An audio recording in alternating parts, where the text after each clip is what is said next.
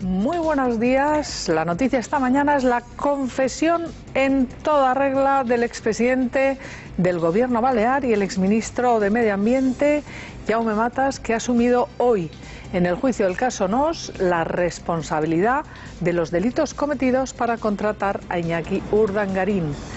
Asumo mi responsabilidad, ha dicho, y además ha explicado y matizado que él fue quien dio la orden inicial que ha desembocado en estas actuaciones, pero ha dejado claro, atención, que él se desentendió de la gestión, que la gestión de cómo se hicieron esos contratos, la forma en la contratación, se llevó a cabo por otros.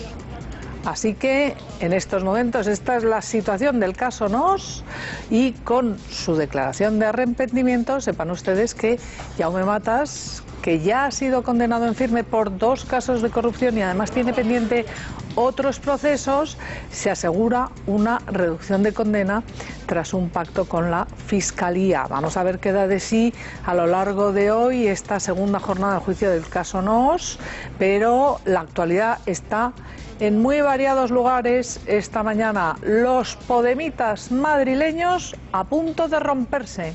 Ganemos Madrid ha estallado contra Manuela Carmena en un durísimo comunicado. Ahí, en ese comunicado, Ganemos Madrid, que es la formación de Podemos madrileña a la que pertenece Celia Mayer, la concejal de Cultura, la responsable de la contratación de los titiriteros, de la cabalgata de Reyes, en fin, de todas las calles del callejero que quieren poner patas arriba en Madrid. Pues bien, arremeten ahora contra la alcaldesa y la acusan nada más y nada menos de plegarse ante el Partido Popular y la caverna mediática.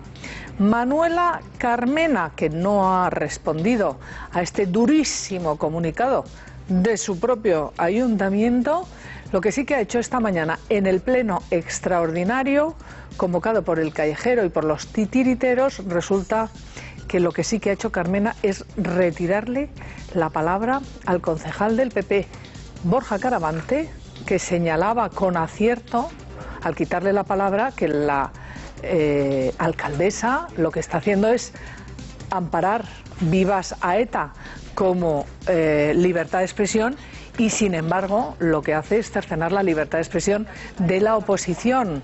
Así que fíjense cómo están las cosas, y atención, porque la Cátedra de Memoria Histórica, responsable de esa tropelía de retirar de las calles de Madrid calles, monumentos y placas, incluso vulnerando la ley de memoria histórica, acaba de romper el contrato con el consistorio.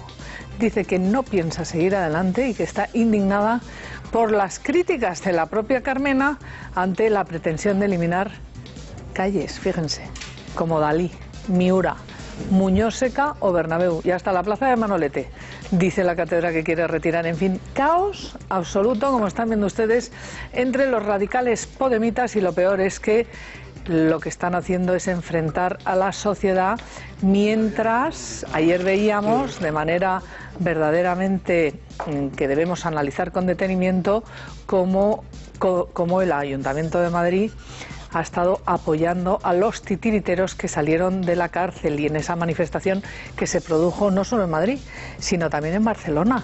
Y la propia alcaldesa de Barcelona, Ada Colau, fíjense, se ha sumado a la campaña proetarra con un tuit en el que se mofa de las víctimas del terrorismo, que dice textualmente, lo están viendo ustedes ahí, Gora las Marion Etas. En fin, esto es lo que está pasando. Y hoy está con nosotros precisamente el ministro del Interior en funciones, Jorge Fernández Díaz. Muy buenos días, ministro. Muy buenos días. Gracias por estar aquí. Ahora vamos a analizar toda la actualidad, pero antes, Víctor Arribas, ¿cuál es la pregunta que le planteamos hoy a nuestra audiencia? Abel, muy buenos días. La pregunta que hoy formulamos tiene que ver con la situación política. Lógicamente, ¿quién está legitimado para gobernar? ¿Quién está legitimado para gobernar en nuestro país? Si quieren contestar, apostar por Mariano Rajoy, háganlo en el 905-855-001. Si apuestan por Pedro Sánchez, háganlo en el 905-855-002. Y hoy, por la presencia del ministro de Interior en funciones en nuestros estudios, Isabel, proponemos el siguiente hashtag en la red social Twitter: MCA, almohadilla, MCA, Fernández Díaz, para ir comentando todo lo que deje dicho en la entrevista de hoy el ministro en funciones. Isabel. Pues muchas gracias, Víctor. Voy a saludar ya al resto de mis invitados. Cristina Alberdi, gracias por estar aquí. Días, bienvenida, Martu Garrote, Jaime González, Luis Valcarce y Carmelo Encinas. Gracias a todos. Ministro, ¿sabe usted que los partidos, de manera prácticamente unánime, critican al gobierno y dicen que están ustedes sembrando el miedo? Así como lo oye. Hoy es la portada incluso de alguno de los periódicos. Vamos a verles. Yo lo que digo es que evidentemente no es ningún secreto, porque lo han dicho ellos, que del Partido Popular y del gobierno del Partido Popular no esperan nada. Me refiero a ETA. Me preocuparía que sí, que estuvieran contentos con la política del gobierno del Partido Popular, que dijera que está contenta ETA, y que desde luego lo que están esperando como agua de mayo es que hubiera un gobierno del PSOE con Podemos, Izquierda Unida y apoyado por el PNV. Creo que cuanto menos tengamos en el debate público el terrorismo como elemento, pues yo creo que mejor. Unas declaraciones graves e insultantes por parte de un miembro del Gobierno de España, que es el ministro de Interior, que el presidente del Gobierno pare a sus ministros y pare esta alocada huida de sus ministros en la utilización vil del terrorismo.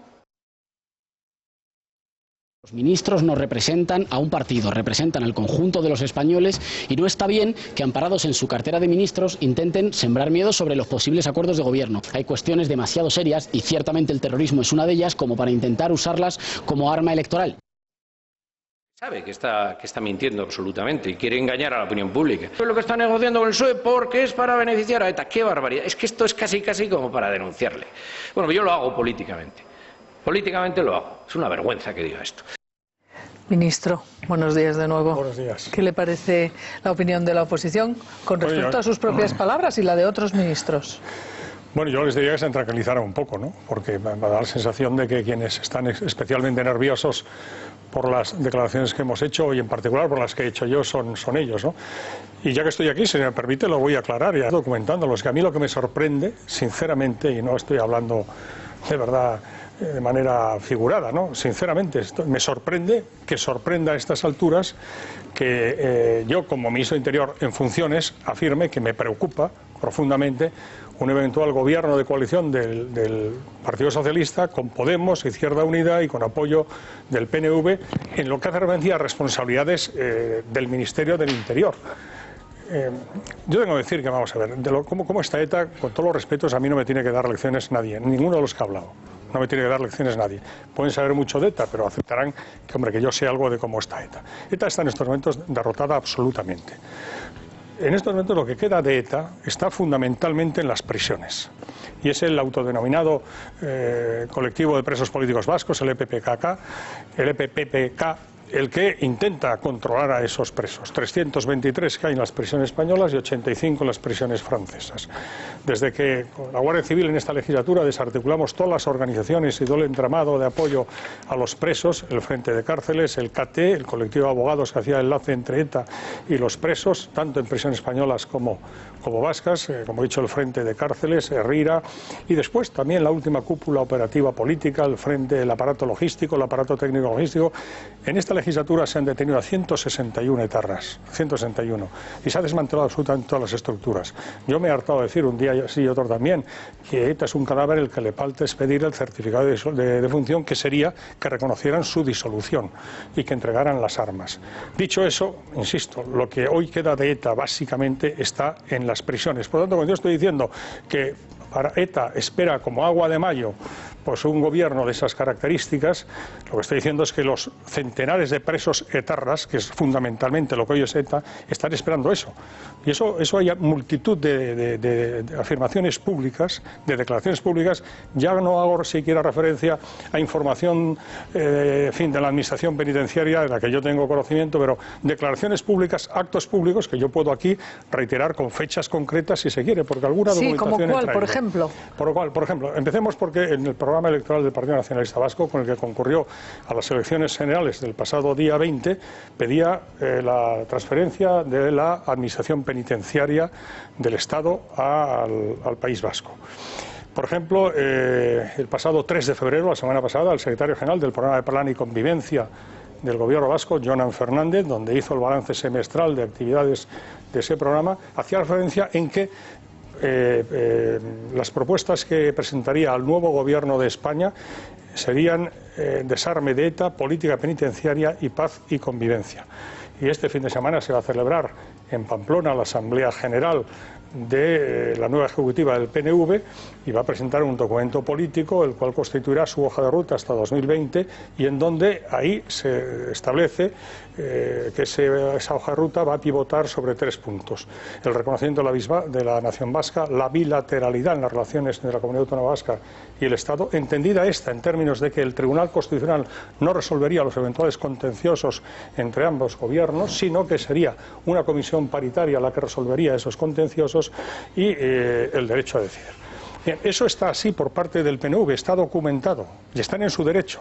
Y además lo han concretado con un programa de acercamiento de presos a prisiones del País Vasco y de Navarra, y un programa de excarcelación progresiva de presos, comenzando por los que ellos consideran enfermos, los de mayor edad, etcétera, etcétera. Eso está escrito y documentado. Si hablamos de Podemos, en fin, empezaría y no acabaría, ¿no? Porque, por ejemplo, durante la campaña electoral, el 16 de diciembre, delante de la prisión de Martutene en San Sebastián, se hicieron declaraciones los cabezas de lista de Podemos al Congreso y al Senado. Y está documentado y salió publicado, ¿no? Y donde dijeron que el fin de la política de dispersión es fundamental y que es un primer paso necesario para acabar el conflicto y para avanzar hacia la paz. Pero es que luego ha habido multitud de declaraciones de Podemos, y es que a mí, sinceramente, Podemos aboga por el acercamiento de presos de ETA. Podemos lleva la campaña Martutene para exigir el fin de la política de dispersión, Errejón sobre la dispersión de presos de ETA. Las familias no tienen que pagar una pena adicional. Podemos, no hay motivos para mantener la excepcionalidad de la dispersión de los presos de ETA. Pero si es que, sinceramente, en la última manifestación que se hace cada año en el mes de enero en favor de los presos de ETA, el pasado 11 de enero, estaba Podemos ahí. Es decir, yo no cuestiono su derecho, por favor, no me digan a mí que yo estoy diciendo cosas que no se corresponden con la verdad. O sea, para resumir, usted no está metiendo miedo, usted está relatando lo que han hecho. Estoy relatando lo que han hecho, y he advertido, y además yo he dicho, y lo dije ayer también en un acto en el complejo policial de Canillas. Mire usted, yo no he hablado del PSOE, yo he hablado de un gobierno de coalición, del PSOE con Podemos, Izquierda Unida y PNV, porque como Podemos, Izquierda Unida y el PNV mantienen la reclamación en relación con estas cuestiones en estos términos, me parece que lógicamente un gobierno de esas características, quisiera o no quisiera el PSOE, y por cierto conviene leer la conferencia que dio Rufino Echevarría el 12 de diciembre en Pamplona, o sea que, y se enterarán de algunas cosas que han sucedido, que yo no quiero hacer referencia a ellas, pero Rufino Echevarría el 12 de diciembre, una conferencia muy ilustrativa al respecto en relación con negociaciones. Y me quedo ahí. Lo que quiero decir es que aunque el PSOE no quisiera, yo no dudo del sentido de Estado del PSOE, sinceramente, y hemos firmado el pacto antiterrorista yihadista con ellos, evidentemente, que por cierto no nos perdonen la vida, porque yo sé cómo se gestó ese pacto antiterrorista, ¿no? Y en fin, hicimos todo lo posible para que efectivamente nos encontráramos, porque era bueno para todos, era bueno para España que ese pacto se firmara. O sea que no tengo ninguna duda al respecto. Tras la llamada que Pedro Sánchez hizo a Mariano Rajoy, el presidente del Gobierno me consultó a mí, nos reunimos con la comisión del Partido Socialista, donde estaba el señor Pachi López, donde estaba Meritxell Batet, donde estaba Enrique Serrano, donde estaba Antonio Hernando, y nos hemos reunido en el Ministerio de Interior, porque era muy bueno para España que hubiera un pacto de esas características. Y luego lo ampliaron a todos, menos a Podemos, que no quiso. A los que no han querido. Siempre, por cierto, todos eventuales socios de gobierno del PSOE, eventuales o potenciales, ni uno solo ha firmado el pacto antiterrorista, ni Izquierda Unida, además lo han criticado Podemos, PNV, Esquerra Republicana, Convergencia, pero en fin, lo que quiero decir es que lo que yo he dicho lo ratifico. A mí me preocupa, y creo que como ministro de Interior en funciones y en el ámbito de mis responsabilidades tengo que decir que a mí me preocupa, y creo que no sería bueno para España que un pacto de esas características se proyectara en el ámbito de la política penitenciaria en relación con ETA. ¿Por qué? Pues porque, oiga, si se quiere, y termino con esto, si se quiere acabar con la política de dispersión, los presos etarras lo tienen muy fácil. Basta reconocer el daño causado, pedir perdón a las víctimas, y a partir de ese momento, porque eso son exigencias legales del Código Penal en la reforma del año 2003, y a partir de ese momento inician el programa de reinserción individual en el marco de la ley, lo conocido anteriormente como Vía Nanclares, y son trasladados a prisiones del País Vasco. Por tanto, si se niegan a hacer eso, oiga, pues mire usted, el Estado de Derecho tiene el derecho, evidentemente, a mantener esa política de dispersión, porque ETA ni se ha disuelto ni ha entregado las armas. Y llegados a este punto, ahí usted mismo ha hablado expresamente de que habría una agenda oculta. Usted no ha sido el único. Sí, lo he dicho y lo puedo explicar. Y me gustaría que lo explique, porque vamos a ver lo que dijo usted y la reacción también que esto ha suscitado en distintas fuerzas de la oposición. Yo digo que hay una agenda oculta, lo digo así de claro, hay una agenda oculta porque el PNV, y está en su derecho, insisto, no da un apoyo gratis a nadie, y tampoco, por supuesto, al señor Sánchez. Agenda oculta en la negociación del PSOE con el PNV. Sin duda, no tengo ninguna duda, y con Podemos. Bueno, pues la oposición o algunos de los partidos del arco parlamentario actual dicen que de agenda oculta nada, que todo es transparente y que de ocultismos nada de nada. Bueno, yo tengo el deber, lo reconozco, de explicarme en qué fundamento el que haya una agenda oculta. Entiendo por agenda oculta, siguiendo lo que el PNV denomina agenda política vasca, y pues hablo de una agenda oculta, en el sentido de que no se da a conocer a la opinión pública, seguramente porque se entiende, pienso yo, que de conocerse habría una reacción hostil de una mayoría de la sociedad española, y quiero pensar que también previsiblemente, pero en fin, una mayoría del Partido Socialista, que va a ser consultado, según se comprometió el señor Sánchez, ante el Comité Federal. Sí, esta tarde se reúnen para eso. Y lo digo, por ejemplo, en relación con Cataluña. Hombre, no puede ser que en el documento que ha circulado a los partidos como base para la negociación, para formar gobierno, hombre, de Cataluña, ya lo dijo ayer el presidente del gobierno, ¿no? De Cataluña prácticamente no se diga nada. Hombre, el primer problema que tiene España hoy, no nos engañemos, tenemos problemas de todo tipo, y hay que ver cómo está la economía mundial, la caída de las bolsas, en fin, la inestabilidad que genera la situación española, que se suma a la inestabilidad general. En fin, todo eso es muy grave, pero lo más grave que duda cabe es el desafío independentista que hay desde Cataluña. Conviene recordarlo, en qué situación estamos en Cataluña, y que gobiernan Esquerra y Convergencia juntos, Junts pel sí a la independencia, y que siguen adelante con su programa, ¿no? Entonces, hombre, ante el mayor problema que tiene España, que es inconcebible en cualquier país europeo, que el presidente, una persona que aspira a presidir el gobierno de España, pues a esa cuestión no le dedique nada. No solo eso, sino que los haya apoyado en el Senado. Porque nadie se cree a estas alturas, evidentemente, que la cesión de 2 senadores a Esquerra y 2 senadores a Convergencia para que formaran 2 grupos parlamentarios, pues hombre, eso se hace a cambio de nada. Y como usted sabe, el reglamento del Senado... Los socialistas dicen que sí, que se lo han hecho a cambio de absolutamente nada. Pues esto es todavía más vergonzoso si cabe, porque mire, el reglamento del Senado exige 10 senadores para formar grupo parlamentario. Esquerra tenía 8. Convergencia, Democracia y Libertad tenía 8. Lo normal es que se hubieran unido entre ellos. Oiga, se han ido Junts pel sí a las elecciones autonómicas, se están juntos gobernando en Cataluña, pues lo normal se hubieran unido y hubieran conformado un grupo independentista de 16 senadores. Pero claro, cediéndoles 2 senadores a Esquerra y 2 a Convergencia, eso se traduce en que tienen el doble de recursos económicos, el doble de portavoces, el doble de oportunidades de proyectar desde el Senado el proyecto independentista para Cataluña. Hombre, que eso lo haga quien aspira a presidir el gobierno de España, me parece, sinceramente, prefiero no calificarlo. Pero claro, por favor, que no nos tomen encima por tontos a los españoles, pensando que eso, que en sí mismo me parece lamentable, se ha hecho a cambio de nada. Sobre todo cuando luego ves ves en el documento que al mayor problema que tiene España, que es el desafío independentista, se le dedica una línea y se alude a una reforma constitucional que, por otra parte, pues hombre, con todo respeto, el señor Pedro Sánchez no puede ofrecer a nadie lo que no tiene, y no está en sus manos la posibilidad de una reforma constitucional. Y sabemos las líneas rojas del Comité Federal. Quiero que vea cómo los socios y eso de en relación con Cataluña. Si luego fuéramos al País Vasco, pues... Antes de ir al País Vasco, en la propia Cataluña, el portavoz de En Comú Podem en el Parlamento, Xavier Domènech, sí, Xavier Domènech, ayer le ha dicho que quiere por escrito, exigen por escrito que en ese posible acuerdo entre el Partido Socialista y Podemos tiene que aparecer la palabra referéndum, que por ahí no pasan si no lo dicen. Vamos a ver de qué manera lo dijo ayer mismo. A nosotros lo que nos importa es que en el acuerdo final de investidura aparezca efectivamente la palabra referéndum. Pero si apareciera esa referencia expresa y explícita a referéndum, Pedro Sánchez no podría, ministro, pactar con Podemos, ¿no? Yo he tenido con Xavier Domènech, cabeza de lista de En Comú Podem, en las generales por Barcelona. Yo he sido cabeza de lista por Barcelona, por el Partido Popular.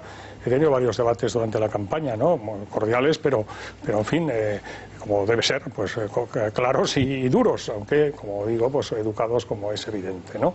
Y por tanto la posición de En Comú Podem, que ha ganado las elecciones generales, llevando en el frontispicio de su programa electoral el derecho a decidir, o sea, el derecho a autodeterminación y un referéndum, pues es evidente que yo lo he conocido en la campaña reiteradamente y ha sacado 12 diputados. De los 59 que tiene Podemos con sus confluencias, 12 han sido obtenidos en Cataluña, que ganó las elecciones generales ahora, ¿no? Bueno, yo me remito a lo que digan ellos, no los voy a corregir, ¿no? Pues hacemos una pausa, tenemos que irnos y volvemos.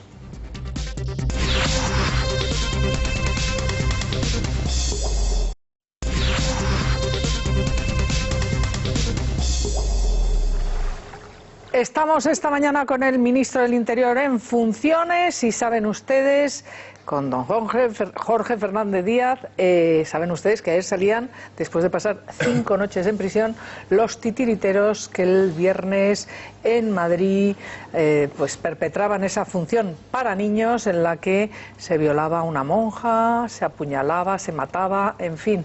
Los propios titiriteros han declarado ante el juez de la Audiencia Nacional que el ayuntamiento lo sabía y que sabía que era una obra de esas características, con esa violencia. Niegan que hubiera apología del terrorismo, pero ahí está ese cartel en el que se decía viva ETA, Al-Qaeda. Jugaban con ese juego de palabras, pero lo grave, si cabe, es las manifestaciones de apoyo tanto por parte del Ayuntamiento de Madrid como el Ayuntamiento de Barcelona de Ada Colau, que se sumaban a la campaña proetarra con goras las marionetas. Eso es lo que incluso ha tuiteado la alcaldesa de Barcelona, Ada Colau. Vean las reacciones de ambas alcaldesas, Madrid y Barcelona. Victoria ciudadana por la libertad de expresión en Sant Jaume. Todo el apoyo. Libertad titiritera. Pues me parece una noticia buenísima, porque yo creo que todos sentíamos que verdaderamente no debían estar cumpliendo prisión preventiva. Así que es una gran noticia.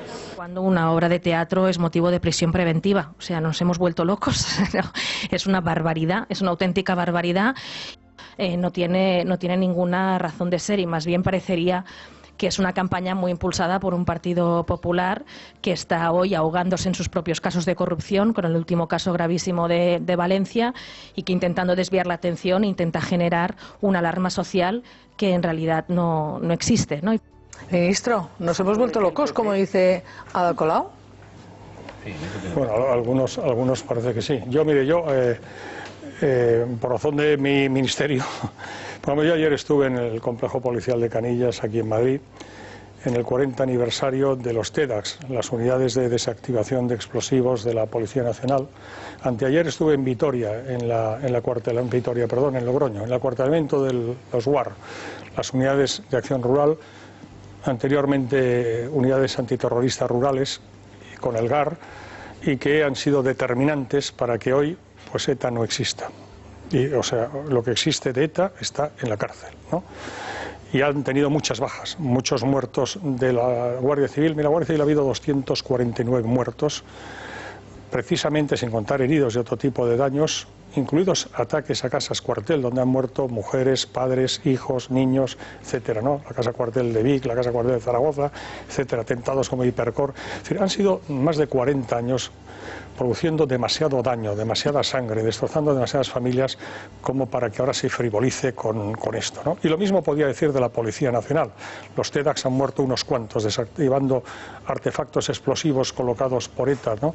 Y han sido también 186 los policías nacionales que han caído precisamente para que hoy se pueda hablar de paz y convivencia en el País Vasco, porque era ETA quien impedía una paz y una convivencia digna de tal nombre, ¿no? Como para que ahora, pues en fin, hagamos una sátira y califiquemos de humor negro pues estas cosas, ¿no? Se humille a las víctimas y se haga apología y enaltecimiento del terrorismo, y con el agravante además de hacerlo delante de menores. Y además, como ha dicho muy bien, jugando con Al-Qaeda, Al-Qaeda, cuando hoy pues la amenaza de el terrorismo internacional ahora haremos balance. Pues es la que es, y toda la comunidad internacional un día sí y otro también, por desgracia, está padeciendo atentados terroristas o bien de Al-Qaeda, sus diversas filiales, del Daesh, etcétera, etcétera. Entonces, claro, que responsables tan importantes políticas, ¿no?, como las alcaldesas de Madrid y Barcelona se atrevan a decir que nos hemos vuelto locos, a los que nos parece muy mal eso, y que respetamos, por lo menos yo, respetamos, y además comparto plenamente, desde el respeto a la separación de poderes, la decisión judicial que adoptó de ingresar en prisión preventiva a esas personas. Pues hombre, sinceramente yo no sé, creo que estamos con los papeles invertidos. Que vayan a decir a Ada Colau y Manuela Carmena, que vayan a explicar eso a las unidades en las que estuve yo anteayer en Logroño de la Guardia Civil, o de ayer de la Policía, que han dado muchos la vida para que ETA esté como está. Que vaya a decirlo ahí, a explicarlo. Sin duda, ministro, a lo mejor deberían ir a París y explicar por qué tras el Bataclan y Charlie Hebdo, alcaldesas de ciudades relevantes europeas bromean con el terrorismo yihadista. Alcaldesa de París, que por cierto... ¿socialista? Hidalgo, socialista, española, que mantiene la nacionalidad española también, y con la que tengo una cordial relación, a ver si se atreverían en París, que no creo que sea la capital de un Estado no democrático, la República Francesa, ¿no?, pues se atreverían a hacer esas sátiras y esas cosas, calificándolas de humor negro y de esas libertad de expresión. Pero quiero ¿no?, ver si va más allá de la defensa que están diciendo, entendemos que esto es libertad de expresión. Yo tengo mis dudas, porque me gustaría que viera, no sé si tuvo usted la oportunidad de ver el lunes pasado a la alcaldesa de Madrid, a la señora Carmena, que además es exjueza, con lo cual conoce perfectamente el Código Penal español, pero conoce también lo que ha ocurrido en España con el terrorismo, y calificó a ETA y al yihadismo como movimientos políticos de últimamente. Ahí está lo que dijo. Quiero decir, no puede entenderse que por sí mismo sea una expresión directa de ese llamamiento identificado con lo que ha sido la actitud de un determinado movimiento político como es ETA, o como puede ser ahora el terrorismo yihadista. Más claro agua, ministro, ¿qué le parece? Bueno, pues habría que decir, pues eso, que se ha vuelto a locas, con todos los respetos. Yo, fíjese, yo en la entrevista en la COPE, el lunes por la noche, sinceramente, yo dije, mire, creo que es un lapsus mentis o un lapsus lingüe. Lo dije sinceramente, porque yo lo dije así porque dije, estoy convencido que es un lapsus. Y oiga, mire usted, todos tenemos derecho a equivocarnos, oiga, yo el primero, me equivoco cada día, por lo tanto estoy seguro que tal. Lo que pasa es que ya, claro, cuando han pasado 48, 72 horas y no ha rectificado, ya es lo que ya es preocupante, porque el lapsus, que podía haberse producido, y yo lo reconocí el lunes por la noche en el programa de la COPE, sinceramente lo que me preocupa ahora es que no se haya producido la rectificación. Que se diga que Al-Qaeda, el terrorismo yihadista o ETA son movimientos políticos, bueno, claro, es que eso en Europa y en el mundo... Hombre, es que, sinceramente, que se lo explique a su compañera alcaldesa de París. Le pregunta Jaime González, pero quiero que sepan, y va a estar aquí esta mañana también, que esta misma mañana, en el sentido de lo que está diciendo el ministro, esta mañana ha habido un pleno extraordinario en el Ayuntamiento de Madrid, cuando se hablaba precisamente de esta cuestión. La reacción de la alcaldesa de Madrid no solo no ha sido rectificar, sino a quien le ha negado esa libertad de expresión es al concejal del Partido Popular, que le estaba recriminando precisamente esto, y que lo van a ver ustedes después. Jaime González. No, yo primero le tengo que decir al ministro una cosa. Es decir, usted ha sido políticamente incorrecto por decir que un gobierno del PSOE y de Podemos sería el que quisiera la banda terrorista. Yo creo que usted ha dicho una obviedad, y se lo digo amistosamente, una obviedad, porque es obvio que efectivamente ETA quiere un gobierno del PSOE y de Podemos. Es que ETA lo ha dicho por activa y por pasiva. ETA se lo ha dicho a sus presos. Y no nos engañemos. ¿Por qué Bildu ha tenido el resultado que ha tenido en el País Vasco? Porque efectivamente el llamamiento de ETA ha cursado efecto. Es decir, Podemos ha triturado a Bildu en el País Vasco.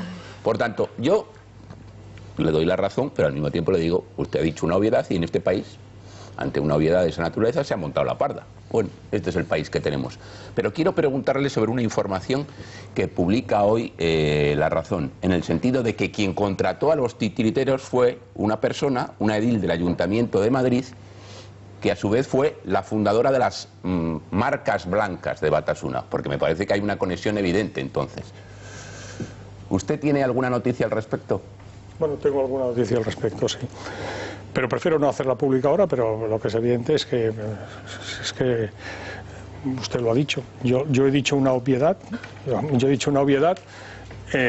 y lo que me ha llamado la atención es que ante una obviedad de esas características se haya producido la reacción que se ha producido. Quizás es porque, bueno, lo que yo he calificado de agenda oculta en términos políticos, en términos de comunicación, ¿no? Es entendiendo, oiga, que en esos pactos hay cosas que se escriben y se dan en virtud del compromiso de transparencia, y estamos en tiempos de la nueva política y la transparencia total, que me parece muy bien, me parece muy bien, por eso se hace conocer. Y otras cosas que se pactan bajo mano, y que, oiga, una vez producida la investidura, ya después ya las iremos formulando. Y hay muchas maneras de hacerla, oye, no haces un proyecto de ley, haces una proposición de ley de los grupos parlamentarios, gestión penitenciaria, pues oiga, vas produciendo acercamientos, porque es una decisión de política penitenciaria, pero si todo eso lo sabemos perfectamente, y por lo tanto yo tengo la absoluta convicción de que eso es así, si no estaría faltando a la verdad, y creo que estoy en mi derecho y incluso en mi obligación de ponerlo de manifiesto.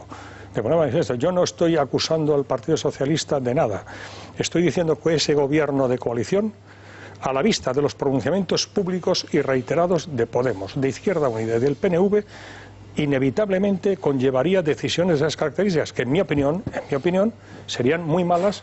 ¿Por qué? Porque ahora que ETA está derrotada, pero que queda pendiente su disolución y la entrega de las armas, entramos en la batalla que se ha venido a denominar del relato. Y aquí hay dos relatos, y termino, perdón, Isabel, hay dos relatos. El que pretende imponer ETA y la izquierda abertzale, y el que pretendemos imponer todos los demás, los demócratas, que creo que es el relato de la verdad histórica. Para nosotros lo que ha sucedido en el País Vasco es que una organización terrorista ha intentado imponer por la vía del terror y la socialización del sufrimiento del terror sus postulados al resto de la ciudadanía. Eso es así. Mientras que ellos hablan de la teoría de las causas y de las consecuencias del conflicto, un conflicto político que nunca han acabado de definir, es la causa, y las consecuencias son pues que hay presos, que hay refugiados, que hay huidos, y entonces ellos están en esa tesitura, en esa dialéctica, y ahora estamos en la batalla del relato, y evidentemente de cómo acabe esto para la historia. El trágico proceso de más de 40 años de terrorismo de ETA se habrá cerrado de una manera. Ministro, yo comprendo que usted tiene que ser muy explícito y muy concreto en todo lo que relata, pero nos quedamos sin tiempo. Claro, o sea que yo muy breve, os pido brevedad, por favor. Ministro, lo ha aclarado usted muy... Bueno, yo creo que está claro el tema de ETA y con una coalición con Podemos, pero mi pregunta es totalmente distinto el pacto con Podemos que el pacto con el PNV. El PNV ha demostrado su sensatez y por más que tenga la agenda política vasca y una serie de temas, incluso en el derecho a decidir, Urkullu ha puntualizado que no tiene por qué implicar la independencia. Con el PNV puede o no, a ver qué opina usted, pactar tanto el PP como el PSOE. El PNV es un partido... Hemos pactado con ellos. Claro. No lo voy a contradecir, Isabel, ahí Cristina, no la voy a contradecir, por supuesto que diferencio en términos políticos claramente. El Partido Nacionalista Vasco se podrá estar de acuerdo con él o no, pero evidentemente nosotros en el año 96 pactamos la investidura con el PNV, es evidente, ¿no? Y conocemos muy bien al Partido Nacionalista Vasco. Yo respeto al Partido Nacionalista Vasco, evidentemente discrepo con él de muchas cosas, pero respeto al Partido Nacionalista Vasco, por tanto no lo voy a contradecir, pero sí que es evidente que en lo que hace referencia a la política penitenciaria, que es a lo que yo me referí de manera muy especial, el Partido Nacionalista Vasco pide en ese punto en concreto lo mismo que piden los otros. Vale. Venga, os pido que ampliéis el abanico de asuntos porque... Bueno, no, pero yo sin embargo, usted habla de agenda oculta, señor ministro, basada en suposiciones, no en informaciones, según ha relatado aquí, nadie da nada a cambio de nada. Pero el agitar el fantasma de ETA el agitar ese fantasma como un juicio de intenciones de lo que puede ser la rendición del Partido Socialista a todo lo que le piden sus socios, ¿no es un poco injusto, teniendo en cuenta que el Partido Socialista, el gobierno socialista anterior, hizo caer a 5 cúpulas de ETA? 5 cúpulas de ETA. O sea, no se le puede atribuir que no tuviera un peso decisivo en la lucha antiterrorista y una convicción en la lucha antiterrorista. ¿No es un poco injusto el trato que usted infiere al Partido Socialista agitando el fantasma del terrorismo?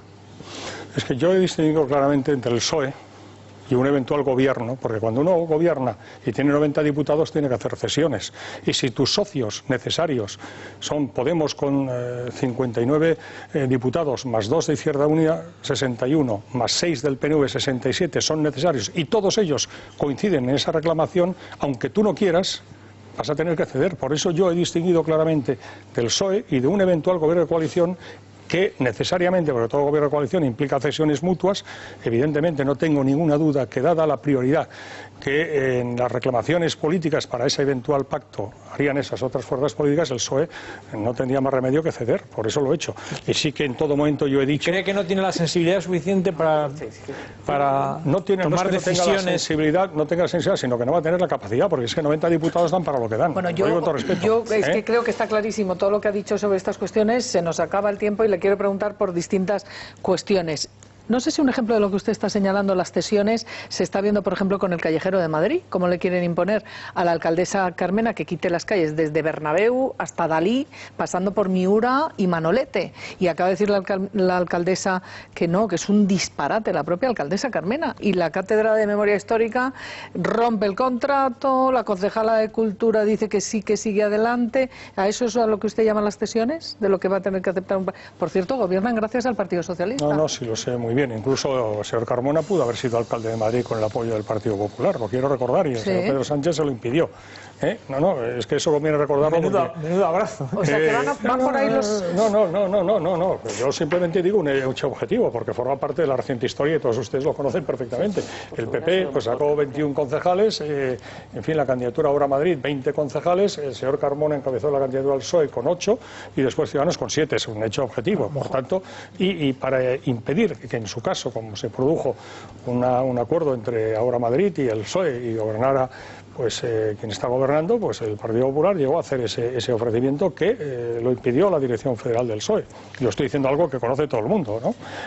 En fin, yo lo que quiero decir es que pues creo que lo que está pasando en Madrid y algunas de las cosas que están pasando en Barcelona, pues sinceramente me parece que no son especialmente ejemplares, ni hacen ningún bien a la convivencia. Se puede defender, y uno tiene el derecho a defender su programa electoral, sus planteamientos, pero cuando uno gobierna, gobierna para todos. Y yo fui ponente del Grupo Popular en la Ley de Memoria Histórica. Fui ponente del Grupo Popular en la Ley de Memoria Histórica. Y negocié muchísimo sobre esa ley, y a mí me parece que fue de alguna manera romper el pacto constitucional, pero como lo dije en la Comisión Constitucional, lo he dicho en el Pleno del Congreso, está escrito ahí, consta en los días de sesiones, pero lo que quiero decir es que en todo caso la interpretación y aplicación que se está haciendo de esa malhadada ley no es la correcta, ¿no? Y los errores, por otra parte, de hecho, que se están produciendo, pues yo creo que están llevando a una situación que no hace ningún bien. Martu Garrote y Luis, Madrid, que todavía no han intervenido, os pido rapidísimas intervenciones y avanzar sobre los asuntos, por favor, si es posible. No, sobre este yo, el otro ya... Tenemos más Puyol, lo ha dejado Matas... claro Carmena, lo ha dejado, perdona, Carmelo Encinas. Creo que el PSOE ha dejado claro que no está de acuerdo con esta caza de brujas de las calles en el Ayuntamiento. Creo también que la opción que el compañero Carmona quería no era ser alcalde con Esperanza Aguirre, era entrar en el gobierno, ser primer teniente alcalde con Carmena y que hubiera concejales socialistas y de esa manera contrapesar, y eso es lo que no se le permitió desde el federal. La opción con Aguirre no estuvo nunca ni en la mente de Carmona ni en la mente del federal. Aguirre le ofreció gobernar en solitario. Pero esa opción nunca estuvo no con Aguirre, sino en solitario. Con ella y solos. Sí, ofrecido. Sí, no, me refiero pero que nunca estuvo en la cabeza de Carmona. En la cabeza del PSOE, la única opción posible era esa, ¿no?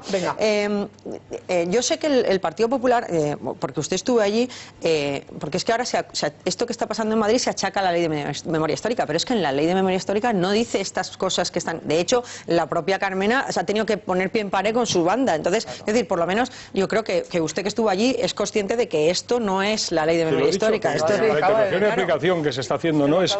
He calificado de errónea la ley y digo que aún así se está intentando aplicando de manera indebida. Sí. No, dos cuestiones. Yo no estoy de acuerdo con el ministro en que sea un lapsus lo de Carmena. Me parece, de hecho, una asociación de guardias civiles le ha dicho a Carmena que asimilar a ETA un movimiento político es justificarla. Yo no puedo estar más de acuerdo. Y por otro lado, si la ley de memoria histórica fue un error, ¿por qué no la derogaron con la mayoría absoluta? Sí.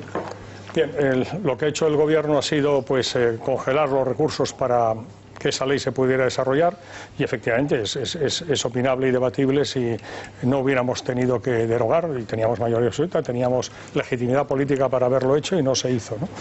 Pero bueno, eso es así, pero lo cierto es que esa ley fue una ley que a mí me parece que... Bueno, ya he dicho que yo intervine en multitud de ocasiones en la Comisión Constitucional, en el Pleno del Congreso de los Diputados, en la legislatura primera del presidente Zapatero, 2004-2008, que es cuando se aprobó esa ley, en el año 2007, y interviene muchísimo, está en los días de sesiones, con muchísimas intervenciones de un servidor, por tanto, me la conozco muy bien, y todo lo que tenía que decir lo he dicho, ¿no? Y bueno, pues a partir de ahí, pues entiendo la pregunta perfectamente, y ¿qué quiere usted que le diga, no? Las cosas son como son. Dicho eso no justifica efectivamente que incluso se vaya hasta el extremo de que ni siquiera se interprete y aplique con el espíritu y la letra de la propia ley. Y en cuanto al otro, yo ya he dicho que en un primer momento, porque me parecía tan burdo, que hombre, preferí sinceramente dar la presunción de inocencia, entre comillas, a la alcaldesa, en el sentido de decir, mira, estoy seguro que se ha equivocado. O sea, seguro, pues, porque si no se hubiera equivocado sería demasiado grave. Y he dicho ahora que mi preocupación es cuando han transcurrido 72 horas y no ha rectificado en absoluto. Pero lo de Aznar con el Movimiento Vasco de Liberación, ¿fue un lapsus o no? ¿O fue... Bueno, yo creo que no fue un lapsus, pero en todo caso diré una cosa. No es comparable y me explico. El Movimiento Vasco de Liberación... Me parece mucho más grave llamarlo Movimiento de Liberación, señor ministro. Bueno, lo que pasa es que en ese caso lo que hizo... Liberadores no son. Bueno, pero en fin, vamos a ver. Lo que hizo Aznar es citar y ahí se puede criticar, es citar, como cuando yo cito ahora el EPPK, que es Colectivo de Presos Políticos Vascos, que es su autodenominación. Lo que hizo Aznar fue el citar la autodenominación, es decir, la denominación que a sí mismo se dan. Sí, pues, pero no decir que eran. Pero no decir que eran. No les llamó movimiento político. Se puede criticar, acepto que se puede criticar si es oportuno. Yo por eso, cuando antes he hablado del EPPK, he llamado el autodenominado y el autodenominado colectivo de presos políticos vascos, porque yo no acepto que haya presos políticos en España, me explico, ¿no? Pero y por lo tanto yo... Esa indulgencia con Oye, por favor, mira, Carmelo, es que creo que... no sé si quieres luego... Yo me atrevo a decir, y perdón, porque sé que es un juicio de intenciones, me atrevo a decir que está convencido de que hay diferencias, que la señora Carmena a estas alturas, y repito que yo fui indulgente, o sea que, en fin, alguna legitimidad tengo, no moral, no para decir lo que estoy diciendo, que estaba convencido que era un error. Hombre, no puede decir que Al-Qaeda y ETA son movimientos políticos. La alcaldesa de Madrid, por amor de Dios, hombre, que en Francia están reformando la Constitución, que en Francia están en estado de emergencia y copiando medidas legales españolas. Entonces yo digo, por eso Anne Hidalgo, alcaldesa de París, militante del Partido Socialista, estoy seguro que estará escandalizada, y la conozco, estará escandalizada ante unas manifestaciones de esas características, porque París, como sabe, está aterrada, desde que Charlie Hebdo hasta lo que el 13 de noviembre en el Stade de France y Bataclan y demás y tal, que le ha llevado esas medidas de excepción tan grandes. Hombre, dice, por favor, un poco de solidaridad y un poco de sentido común, pero ¿cómo se puede calificar de movimiento político a estos terroristas que a todos, en fin, nos repugna cuando vemos esos degollamientos masivos? Por cierto, ayer, cuando en ese acto en el complejo policial de Canillas, felicité a los miembros de la Comisaría General de Información que han llevado a cabo esta última operación. El domingo, 6 nuevos detenidos. 7 detenidos yihadistas, 7 detenidos por financiación y colaboración, suministrando armamento, equipo, material al Daesh, al frente al Nusra, ¿no? Y les felicité personalmente luego en un salón aparte a los que habían participado en ese operativo, entre ellos el que al detenido en Ceuta lo llevaba allí y tal, y él, lógicamente, enmascarado, ¿no? Y también mujeres, ¿no? Y también reclutaban mujeres, sí, pero una cosa muy llamativa, y es que, en fin, los pedidos de esas organizaciones terroristas, los pedidos de esas, con los albaranes correspondientes, y está en secreto de sumario, no puedo ser más explícito, pero cuando se levante el secreto del sumario habrá sorpresas, porque veríamos cosas que luego hemos visto, por ejemplo, la gente que se dedica a degollar, que lo hemos visto no solo con el traje naranja, sino con los trajes, porque tienen uniformes diferentes en función de las actividades a las que se dedican. O sea que la labor que ha realizado la policía ha sido extraordinaria. Y fíjese cómo el juez ha decretado su ingreso en prisión incondicional de los 7 inmediatamente. Claro, calificar a eso de movimiento político, hombre, por el amor de Dios. Desde luego, en España, luego tenemos que felicitarnos todos de la labor de las fuerzas y cuerpos de seguridad del Estado. Aquí lo hacemos todos los días, además estamos agradecidos. No sé, por zanjar ya toda esta cuestión, ¿qué le parecerá a alguien que quiere ser candidato a la Moncloa, que de hecho lo es, y que quiere la vicepresidenta del Gobierno este mismo lunes, defendiendo a los huelguistas violentos, ojo, porque no hablamos de piquetes informativos, que están siendo juzgados en este momento? No sé si vio usted de qué manera los defiende, pero atención, están siendo juzgados por agredir, no solamente por cercenar el derecho de huelga de la gente que quería abrir sus comercios en 2010, en aquella huelga, sino también porque agredieron a policías. Si no estoy mal informada, son 6 los policías que en el año 2010 gobernando Zapatero. Y siendo ministro de Interior, señor Rubalcaba, que yo estoy seguro, lo dije ayer porque me preguntaron, estoy seguro, hago un juicio de intenciones, porque el señor César Luena, número 2 del PSOE, secretario de Organización del PSOE, estaba ayer en la manifestación. Y yo hice un juicio de intenciones, porque me preguntaron y dije, mire, estoy seguro que el señor Rubalcaba, que era ministro de Interior cuando se produjeron esos incidentes, reprueba lo que ha hecho ese representante del Partido Socialista, porque el señor ministro de Interior de la época, el señor Rubalcaba, sabe perfectamente lo que se produjo y sabe hasta qué punto fueron agredidos los policías. Pues esa era la cuestión. Y por último, el tema del día hoy es Matas, la declaración, la confesión que acaba de hacer en esa audiencia provincial de Palma. Ministro, él dice que es el responsable de esos pagos, el caso Nos, dice que él dio la orden, pero que él no la gestionó. ¿Una valoración sobre la noticia del día a estas horas? Yo sinceramente, como es evidente que es un proceso judicial y aunque pues lo estamos viendo y demás, permítame que yo no quiera entrar en esa cuestión. En fin, está en juicio y me someto a lo que digan los tribunales. Si algo está acreditando la presencia de la infanta Cristina como en el juicio, pues es que en España, en principio somos todos iguales ante la ley, ¿no? Ojalá sea así de manera real, ¿no? Porque ayer yo veía una escena que realmente me ha sorprendido, ¿no? En la Audiencia Nacional, ¿no? Pero como respeto a la separación de poderes, pues no debo ir más allá ni quiero ir más allá. ¿Pero la escena se refiere a Pujol? Sí, por ejemplo. A Pujol, y el expresidente, 23 años, presidente de la Generalitat, y que ha reconocido después de 34 años ser, porque él ha sido una persona que ha confesado públicamente ser un delincuente, haber defraudado a Hacienda y no haber pagado lo que tenía que haber pagado. Yo no deseo a nadie mal, evidentemente, y conozco al señor Pujol desde hace muchos años, ¿no? Pero es que salió sin ni una sola medida cautelar. ¿Y ¿no? le sorprende? Pero bueno, me ha llamado la atención, pero estoy seguro que, en fin, el juez y la Fiscalía pues tendrán sus motivos para que la Fiscalía Anticorrupción no pidiera ninguna medida cautelar y el juez no decretara ninguna. Estoy seguro que será así,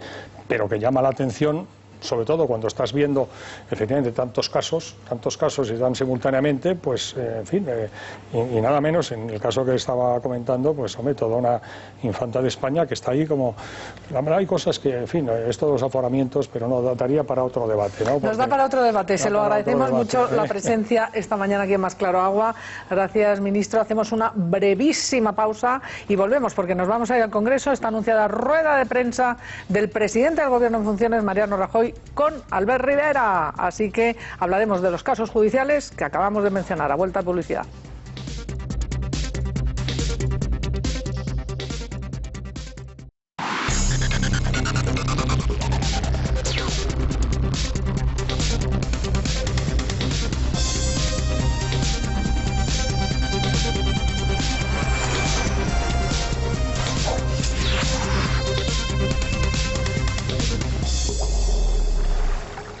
Pues vamos al minuto y resultado de los pactos, porque ha concluido ya esa reunión entre Mariano Rajoy y Albert Rivera. Víctor Arribas.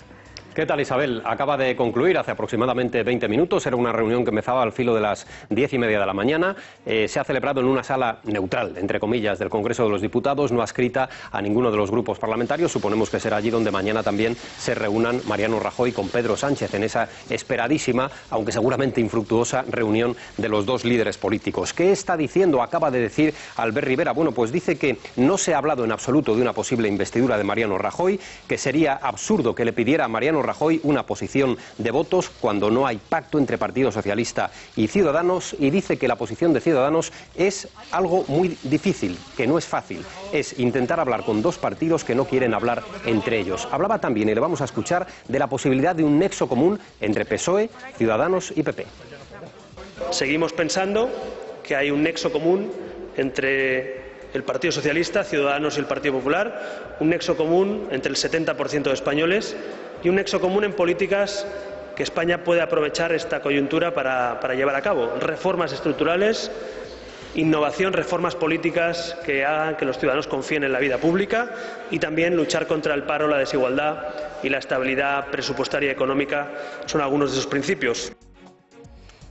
Lo que sí ha dicho Albert Rivera muy claro es que tanto Rajoy como él han coincidido absolutamente en que sus votos no apoyarán de ninguna manera la posibilidad de que se realicen referéndums separatistas en nuestro país. ¿Qué está haciendo hoy el Partido Socialista? Bueno, pues está fijando las bases, hoy decide los detalles sobre el referéndum, la consulta que celebrará para ratificar el acuerdo al que llegue Pedro Sánchez con las fuerzas políticas con las que pacte su investidura. ¿Y qué voz ha terciado en el debate político? Pues nada menos que la del expresidente Felipe González. Ha concedido una entrevista a Canal Sur y en ella ha recomendado primero a Susana Díaz que no sería conveniente seguramente optar a la Secretaría General del Partido Socialista ni a la presidencia del Gobierno en una eventual repetición de elecciones, pero dice Felipe González que es muy posible, más que probable, que se repitan elecciones. Es posible, incluso probable, que repitamos elecciones. Y por tanto, que este mismo debate, no me estoy comprometiendo, esta misma entrevista la tengamos en septiembre, cuando se esté intentando formar el siguiente gobierno. Imagínate. ¿Pero cree que iremos a elecciones? Estoy diciendo, no es que me quiera agarrar a eso, señor González, pero ¿iremos a elecciones? Es posible, y si se siguen bloqueando las posiciones, incluso probable. Los resultados, cree Felipe, serían calcados a los de las anteriores elecciones. Más hashtags que desplegamos en este momento en la red social Twitter por parte de Más Claro Agua para que puedan opinar de estos asuntos. MCA titiriteros, seguimos hablando de la polémica de Madrid, y en segundo lugar MCA pactos, para que den todas las opiniones que crean oportuno en relación a nuestra situación, a la situación política de nuestro país. Ahora que ya hemos repasado y les hemos adelantado los temas para lo que queda del programa, Isabel, dame un minuto solo para que recuerde a nuestros espectadores algo muy importante que hacemos cada día. 13TV ha empezado a emitir en un nuevo canal, por lo que necesitas resintonizar tu televisión. Ya sabes que es muy fácil, entra en el menú, busca configuración y después selecciona configuración automática en los ajustes automáticos. Cuando haya finalizado, busca 13TV en la lista de canales y memorízalo en el número 7 de tu mando a distancia. Recuerda, sobre todo, debes memorizar el que diga 13TV definitivo. Ya lo sabes, memorízanos en el 7. Isabel, todo vuestro. Gracias, Víctor. Pues saben ustedes, vamos a hablar ahora mismo de cómo están los pactos, lo que dice Albert Rivera, lo que va a decir Mariano Rajoy, pero vean lo que ha ocurrido ya esta mañana en el Ayuntamiento de Madrid. Les advierto, no tiene desperdicio. Intervenía el concejal del Partido Popular, Borja Caravante, al que saludo ya. Borja Caravante, gracias por estar aquí. A vosotros. Quiero que vean primero nuestros telespectadores lo que ha ocurrido esta mañana, cuando precisamente hablaban de el horror, el espectáculo bochornoso, patético que hemos vivido en Madrid con los titiriteros, la apología del terrorismo que se ha hecho según la Audiencia Nacional, la acusa de dos delitos a los titiriteros: violar las libertades fundamentales, uno contra las libertades fundamentales, contra derechos fundamentales, y otro por enaltecimiento del terrorismo. Y eso lo han llevado a un pleno extraordinario. ¿Quieren ver a la jueza, exjueza Carmena, hoy alcaldesa de Madrid, lo que ha dicho y hecho hace nada, hace un par de horas? Pues muchas gracias, señora alcaldesa. Lo primero que quiero poner de manifiesto es la falta de transparencia que en este procedimiento se ha seguido, porque ciertamente tuvimos el expediente a disposición de los concejales y también de la oposición, pero con menos de 24 horas. Este pleno fue convocado también con menos de 24 horas, que a nuestro juicio es un ejemplo de cómo entienden ustedes la transparencia y la sana participación de la oposición y rendir cuentas y dar explicaciones. Pero a nosotros le debo decir que lamentablemente esa falta de transparencia y no dar explicaciones ya no nos sorprende, porque tenemos un ayuntamiento que está gobernado por una alcaldesa que ha tardado 3 días en dar explicaciones sobre un acto delictivo que ha sido financiado con el dinero de todos los madrileños. 3 días en dar una explicación. Pero además, señora alcaldesa, usted tuvo tiempo durante esos 3 días para irse a recibir el aplauso a la gala de los Goyas, pero ni un solo segundo para dar explicaciones sobre lo que preocupaba a los madrileños. Y permítame que le diga que gobernar no es solo recibir aplauso, es sobre todo recibir crítica, rendir cuentas y dar explicaciones, que es exactamente lo que usted no ha hecho. Pero ahora yo sí entiendo, y los concejales del Partido Popular entendemos esa afirmación que usted hizo hace unos meses, según la cual usted decía que el Poder Judicial lo que hacía era entorpecer su acción de gobierno. Y entiendo que piensa que es lo que ha pasado este fin de semana. Pero yo le quiero decir que el Poder Judicial, precisamente que es el garante de los derechos y de libertades de los madrileños, de los ciudadanos, también de esos padres que junto a sus hijos tuvieron que ver la bochornosa y desdeñable actuación de esos títeres, en las que se violaba una monja con un crucifijo, se ahorcaba un juez, se gritaba Gora al Caeta. Y se sintieron profundamente ofendidos, pero más aún se sintieron ofendidos por su largo silencio de 3 días en darles una sola explicación. Y yo le quiero decir, señora alcaldesa y señores concejales del equipo de gobierno, que gritar Goraeta no es libertad de expresión. De igual manera, señora alcaldesa, que no puede ser una reivindicación feminista asaltar una capilla a pecho descubierto y gritar Arderís en el 36. No, no es libertad de expresión, es un ilícito penal que está tipificado en nuestro ordenamiento jurídico y por el que nuestra portavoz está procesada. Nuestra portavoz está procesada. Pero no solo ustedes no han querido dar explicaciones, sino que encima han querido silenciar, señora alcaldesa, han pretendido silenciar a la oposición. Señor Caravante, tiene el tiempo. Y yo diría que su intervención no ha tenido nada que ver con el tema para el que tenía su palabra. Precisamente espero que me ampare también. Ha concluido el tiempo. Espero que me ampare la libertad de expresión también, señora alcaldesa. Señor Caravante, ha concluido su tiempo. Muchas gracias. Bueno, lamento mucho que no me ampare a mí la libertad de expresión y sean los que gritaron Goraeta, señora alcaldesa.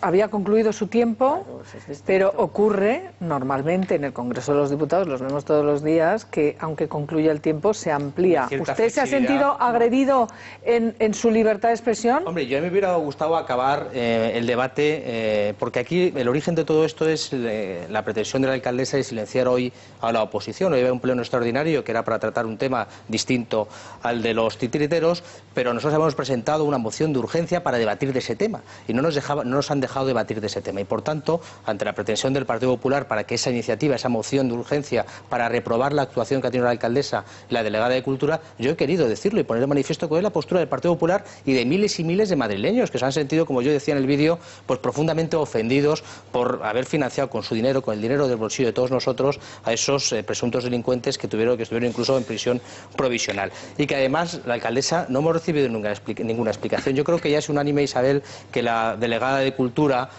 no puede seguir al frente ni un solo segundo más de esa política cultural absolutamente sectaria que es la que ha marcado a lo largo de esos últimos meses la política del ayuntamiento. Y atención, porque hay una última hora y es que han presentado esta mañana una querella por prevaricación contra el juez y el fiscal por el caso de los titiriteros. Lo ha hecho la querella, ya les digo, es por prevaricar.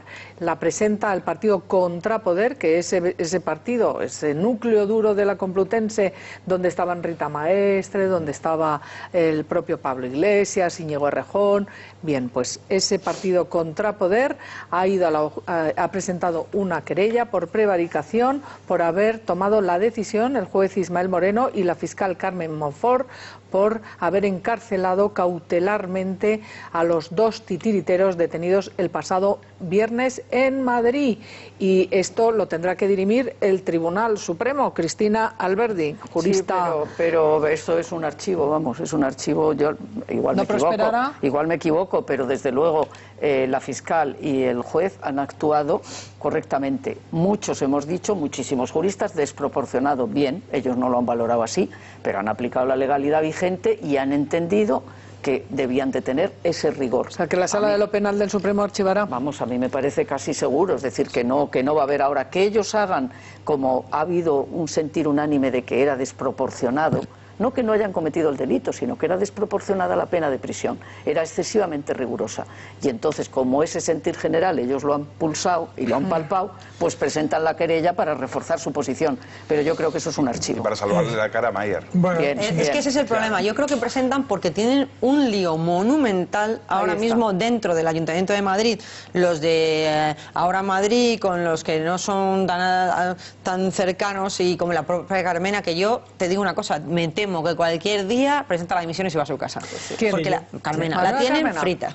La tienen ¿Quieres frita. ver hasta qué punto? Lo hemos preparado en un informe con las últimas horas, con lo que ha acontecido en las últimas horas y las discrepancias que ya son públicas, e incluso con un comunicado durísimo que se ha colgado esta mañana en Twitter. Me refería yo antes a él al comenzar este programa.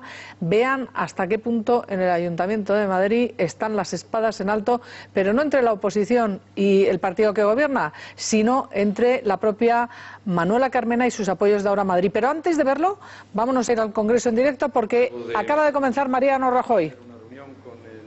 El líder de Ciudadanos, el señor Albert Rivera, sobre la cual quisiera hacer los siguientes comentarios. Primero, la reunión ha sido una reunión cordial, ha ido bien, ha habido puntos en los que he podido comprobar cómo existe un acuerdo entre ambas formaciones políticas. Nos hemos intercambiado papeles e ideas. Vamos a estudiarlas y hemos quedado en volver a hablar la próxima semana, y a la vista de cómo vayan las fechas de la investidura, pues crearemos o no grupos de trabajo para ir aproximando posiciones sobre los asuntos que le pueden interesar a una mayoría de españoles. Yo voy a explicar las propuestas que le he hecho al presidente de Ciudadanos, que además les serán entregadas a todos ustedes, supongo que ahora o al final de esta convocatoria de prensa. El documento que he puesto en conocimiento del señor Rivera empieza con una pequeña introducción donde se recogen los planteamientos que lleva defendiendo el Partido Popular desde el mismo día de las elecciones, en concreto desde el lunes 21, cuando celebramos nuestra primera reunión del Comité Ejecutivo Nacional después de las elecciones del 20 de... Pues ahí lo tienen ustedes. Mariano Rajoy explica a los periodistas en estos momentos en el Congreso de los Diputados lo que le ha puesto encima de la mesa Albert Rivera para formar un gobierno. Él califica de estabilidad, para progresar en España, en fin, con la situación que ahora vamos a analizar, con la que está cayendo. O sea, se lo vamos a resumir en cuanto concluya, y si hay una noticia o si revela alguna noticia, que no la esperamos, la verdad, pues también iremos directos al Congreso. Carmelo, volvemos a Madrid, porque de Madrid vamos a la situación nacional. A ver. Y me parece muy interesante lo que se ha apuntado aquí. Yo creo que hay se está gestando una crisis interna en el Ayuntamiento de la capital entre Manuela Carmena y, bueno, pues digamos los concejales que tienen, que hay cada uno pues de distintas... ¿Quieres que le mostremos a la audiencia cuáles son los términos en los que se está gestando esa ruptura o no en el seno de los apoyos de Carmena, con lo que hemos visto hasta ahora? Ahora aportas la información. La alcaldesa de Madrid ha propuesto quemar varias cosas en la hoguera del entierro de la sardina. Pues las malas artes, el sectarismo, la intransigencia, la burocracia, la incapacidad de entendernos unos a otros, la desigualdad social, la contaminación, yo qué sé, muchas cosas. Pero de momento van por delante estas. La Cátedra de Memoria Histórica quiere quemarle a él en la hoguera del olvido. Manuel Rodríguez Sánchez, Manolete. Es Manolete, el padre del toreo. Junto a él, a Salvador Dalí, Santiago Bernabéu o Josep Pla. Son algunos de los nombres que pretenden quitar del callejero de Madrid. Bueno, eso es un disparate. Ninguna de esas calles que mencionas está inmersa en las pautas de lo que hace referencia a la Ley de Memoria Histórica. Tras desprestigiarles públicamente, la cátedra de la Universidad Complutense acaba de decir que no volverá a asesorar al ayuntamiento. A Manuela Carmena se le abre un nuevo frente. Ayer los concejales de Ganemos emitieron un comunicado en el que la criticaban duramente. Dicen que no ha actuado con valentía en el caso de los titiriteros. Al éxito de estas maniobras está contribuyendo la escasa valentía de la alcaldía y de una parte del ayuntamiento, que se pliega a las demandas de la propaganda mediática. Todo eso piensan de Manuela Carmena los que concurrieron con ella a las elecciones hace tan solo 9 meses. El ayuntamiento denunció a los titiriteros por incumplimiento de contrato, no por enaltecimiento de terrorismo. Horas después, la concejala de Cultura decidió dar un paso atrás, pero Manuela Carmena dijo que de eso nada, aunque hoy ha celebrado la excarcelación de los titiriteros. Pues me parece una noticia buenísima, porque yo creo que todos sentíamos que verdaderamente no debían estar cumpliendo prisión preventiva, así que es una gran noticia. Desde Barcelona también le lanzan un mensaje. Hoy, convocatoria ciudadana por la libertad de expresión en Sant Jaume. Todo el apoyo. Libertad titiriteros. Desde Madrid, otro. El Ayuntamiento de Madrid ha decidido, en lugar de defender a 2 trabajadores que ha contratado y también su libertad de expresión, denunciarlos por incumplimiento de contrato. Lleva 8 meses en el gobierno y parece que la marca blanca de Podemos está en crisis. Bueno, parece sí, más que evidente, ¿no? Que sí, esto yo está, creo que, pero vamos, yo creo que esto ya viene un poco de atrás, ¿no? Manuela Carmena, en definitiva, tiene que dar la cara como alcaldesa de las cosas que se puedan hacer mal. Y aquí se han hecho cosas mal. No cabe duda que las calles se ha hecho mal. Eso lo han gestionado de una forma penosa. Y por tanto, pues eso tiene consecuencias. En el tema de los titiriteros, yo creo que se ha creado una gran confusión sobre este asunto. Vamos, yo no tengo dudas, se lo digo al señor Caravante, no tengo mejor opinión que usted de los titiriteros estos. No la tengo. O sea, el guión que escenificaron me parece abyecto. Lo tengo clarísimo. Su actuación, el que pudiera llegar a los ojos de los niños, todavía me parece un error más grave, un error del Ayuntamiento de Madrid. Esto sin paliativos. Lo que no veo por ninguna parte, porque me he mirado el guión, es el enaltecimiento del terrorismo. Yo creo que llevar a ese lado la historia es hacerles un favor, en definitiva. Me permite que se lo diga. Simplemente porque es que no existe. Allí no se grita agora ETA. No, allí lo que aparece es un policía que trata de colocar unas pruebas supuestamente falsas colocando un cartel de Alca ETA. Ese es el guión. No puede gustar nada, como en mi caso, pero no hay enaltecimiento del terrorismo por ninguna parte. O sea, que es que por ninguna parte. No lo hay. Pero lo tendrán que decir los tribunales. Pero yo estoy... No lo tiene que valorar. Pero yo... Esta ni tú ni yo, ni la propia alcaldesa, sino el juez. Y el juez ha dicho que lo había. Usted no lo ha valorado. Por tanto, usted ha asegurado... Sí, por supuesto. Usted ha asegurado que hay enaltecimiento del terrorismo. Claro, es que yo lo aseguro porque lo ha dicho el auto judicial. Permítame, que yo lo he escuchado con mucha atención. Permíteme que le diga, usted lo ha dicho categóricamente. Y el ministro del Interior comparte esa opinión. Y a mí esto me... Pero lo que yo trato de decir es que no se han debido de mirar el guión, porque no es así. Dicho lo cual, meterlos en la cárcel, otro favor que les han hecho a los que tratan de defenderlos, porque realmente al meterles en la cárcel con tan poca consistencia como que no hay riesgo de fuga, no hay riesgo de reincidencia, no hay riesgo de nada, esa prisión provisional es inexplicable, absolutamente inexplicable desde mi punto de vista, modestamente. Entonces, luego ya voy y termino con el tema de la alcaldesa. Cargan ustedes contra la alcaldesa. La alcaldesa es la primera que ha dicho que el error ha sido brutal. Eso lo ha dicho, lo ha reconocido públicamente. Lo único que, como algunos, pensamos que lo de la cárcel provisional es una desproporción verdaderamente majestática. Vale, a ver, Carmelo, vamos cerrando. Yo lo que te quiero es que yo estoy con el señor Caravante. A ver, yo le digo al señor Caravante. Yo tendría usted primero, pero responde Caravante. Vamos a ser más breves, Carmelo, porque hay mucha actualidad que todavía no se ha todo el mundo mucho rato menos yo. Me parece que molesta un poco.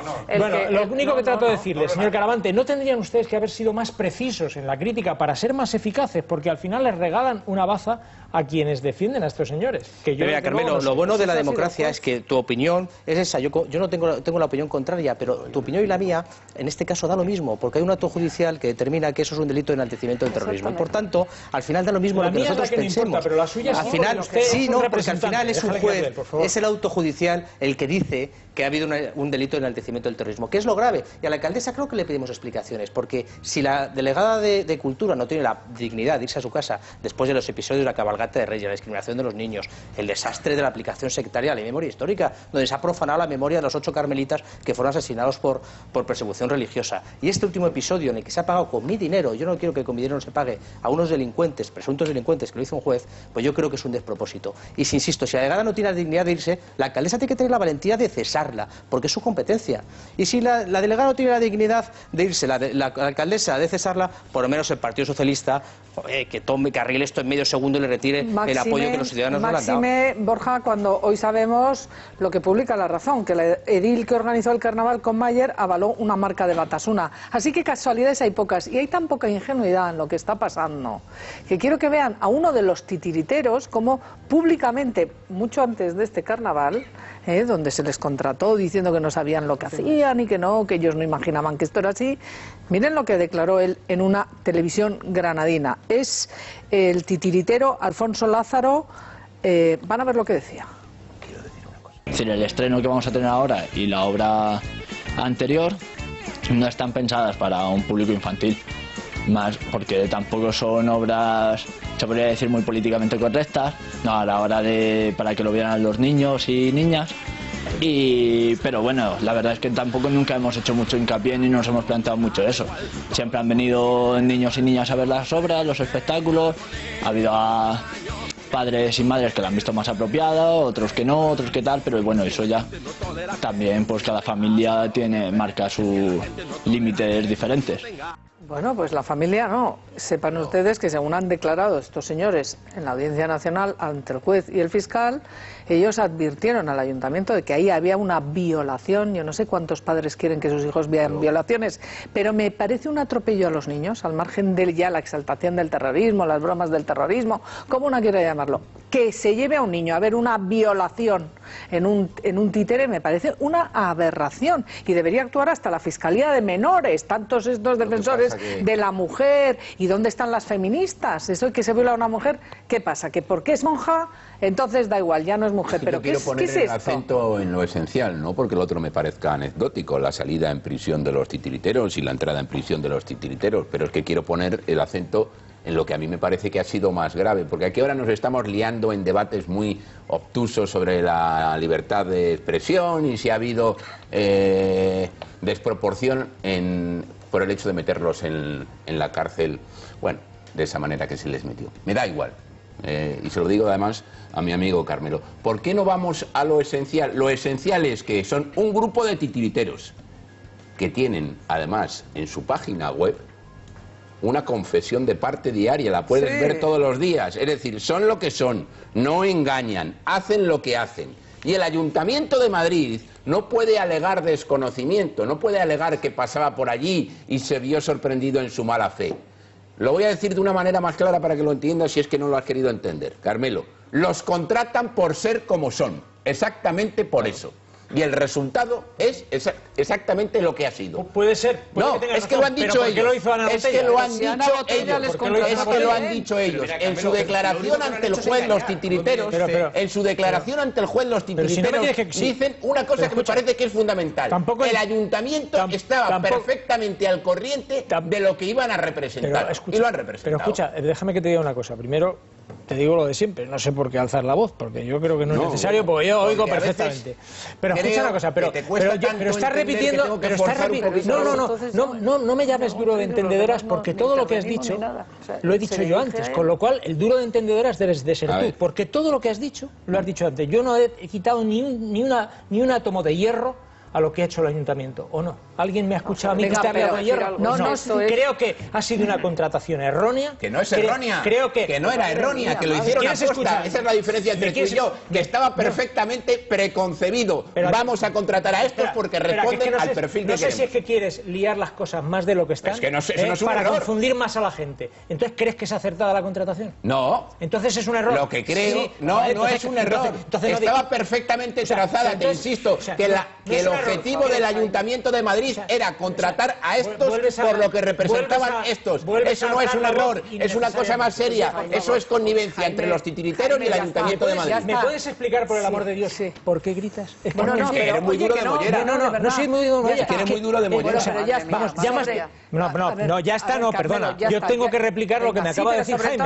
Ya se lo has dicho. Bien, no se lo he dicho, no he podido decirle nada. Primero, tengo que decirle que el que no se entera es él, porque no se ha enterado de nada. Primero de lo que he dicho yo. Eso es lo primero. O sea, que el que no te enteras eres tú. El que gritas eres tú porque no te enteras. Y quizá por eso los árboles no te dejan ver el bosque. Te vuelvo a repetir. El ayuntamiento comete un grave error por el que creo que tiene que dimitir la concejala. ¿Lo he dicho claro eso varias veces? Sí. Ese es el grave error. No tengo ninguna duda de que el guión de estos señores es abyecto. No tengo ninguna duda. Y de que no lo pueden ver los niños. Tampoco tengo ninguna duda.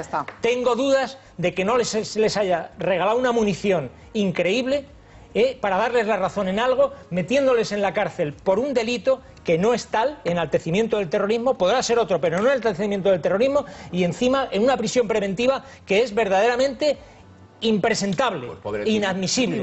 Esa es la historia. Vamos a ver, entonces, bueno, ya está claro, lo hemos dicho ya 7 veces. Ya está, bueno, pero ya está. Como ya está muy claro, quiero que aquí se ha dicho una cosa, que ¿por qué los contrató Botella?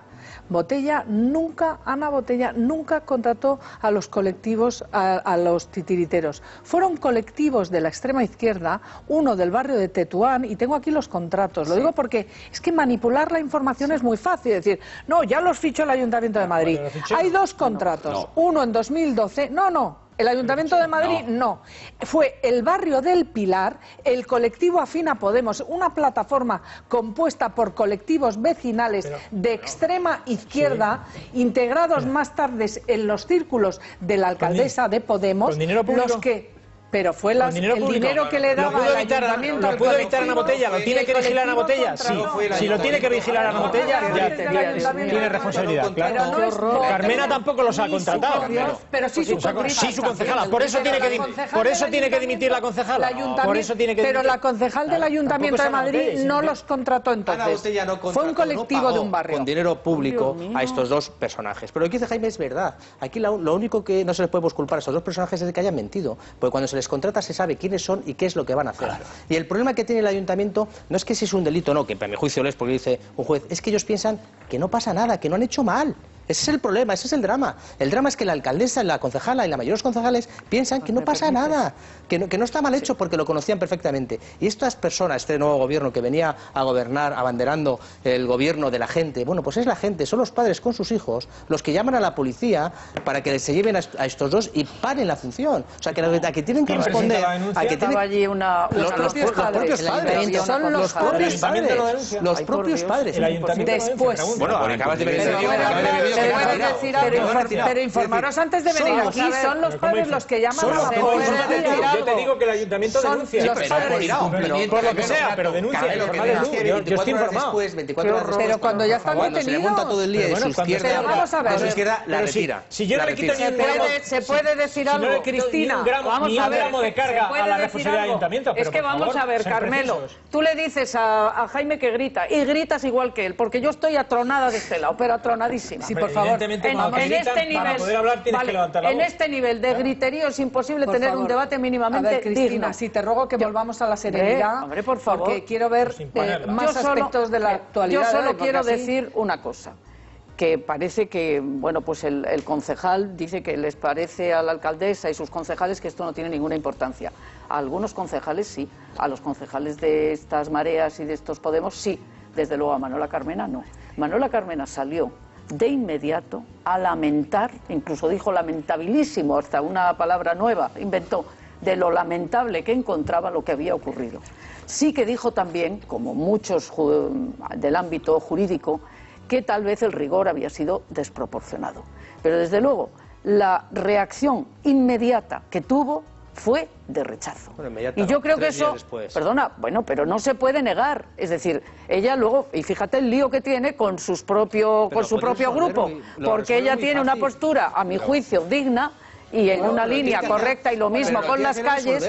Y cesar a la delegada de Cultura. Pero si es que no le dejan. Creo que el problema, Cristina, porque si vemos el auto del juez, es que habla de enaltecimiento del terrorismo, que tendrá que ser un juez el que lo diga, y también es un delito contra los derechos fundamentales, porque es que se ha contra las libertades, los derechos fundamentales, con los derechos fundamentales, porque los ciudadanos se vieron sometidos por un acto pagado con dinero público a una atrocidad, y estamos hablando de ciudadanos especialmente protegidos por la ley, que nada más y nada menos son menores.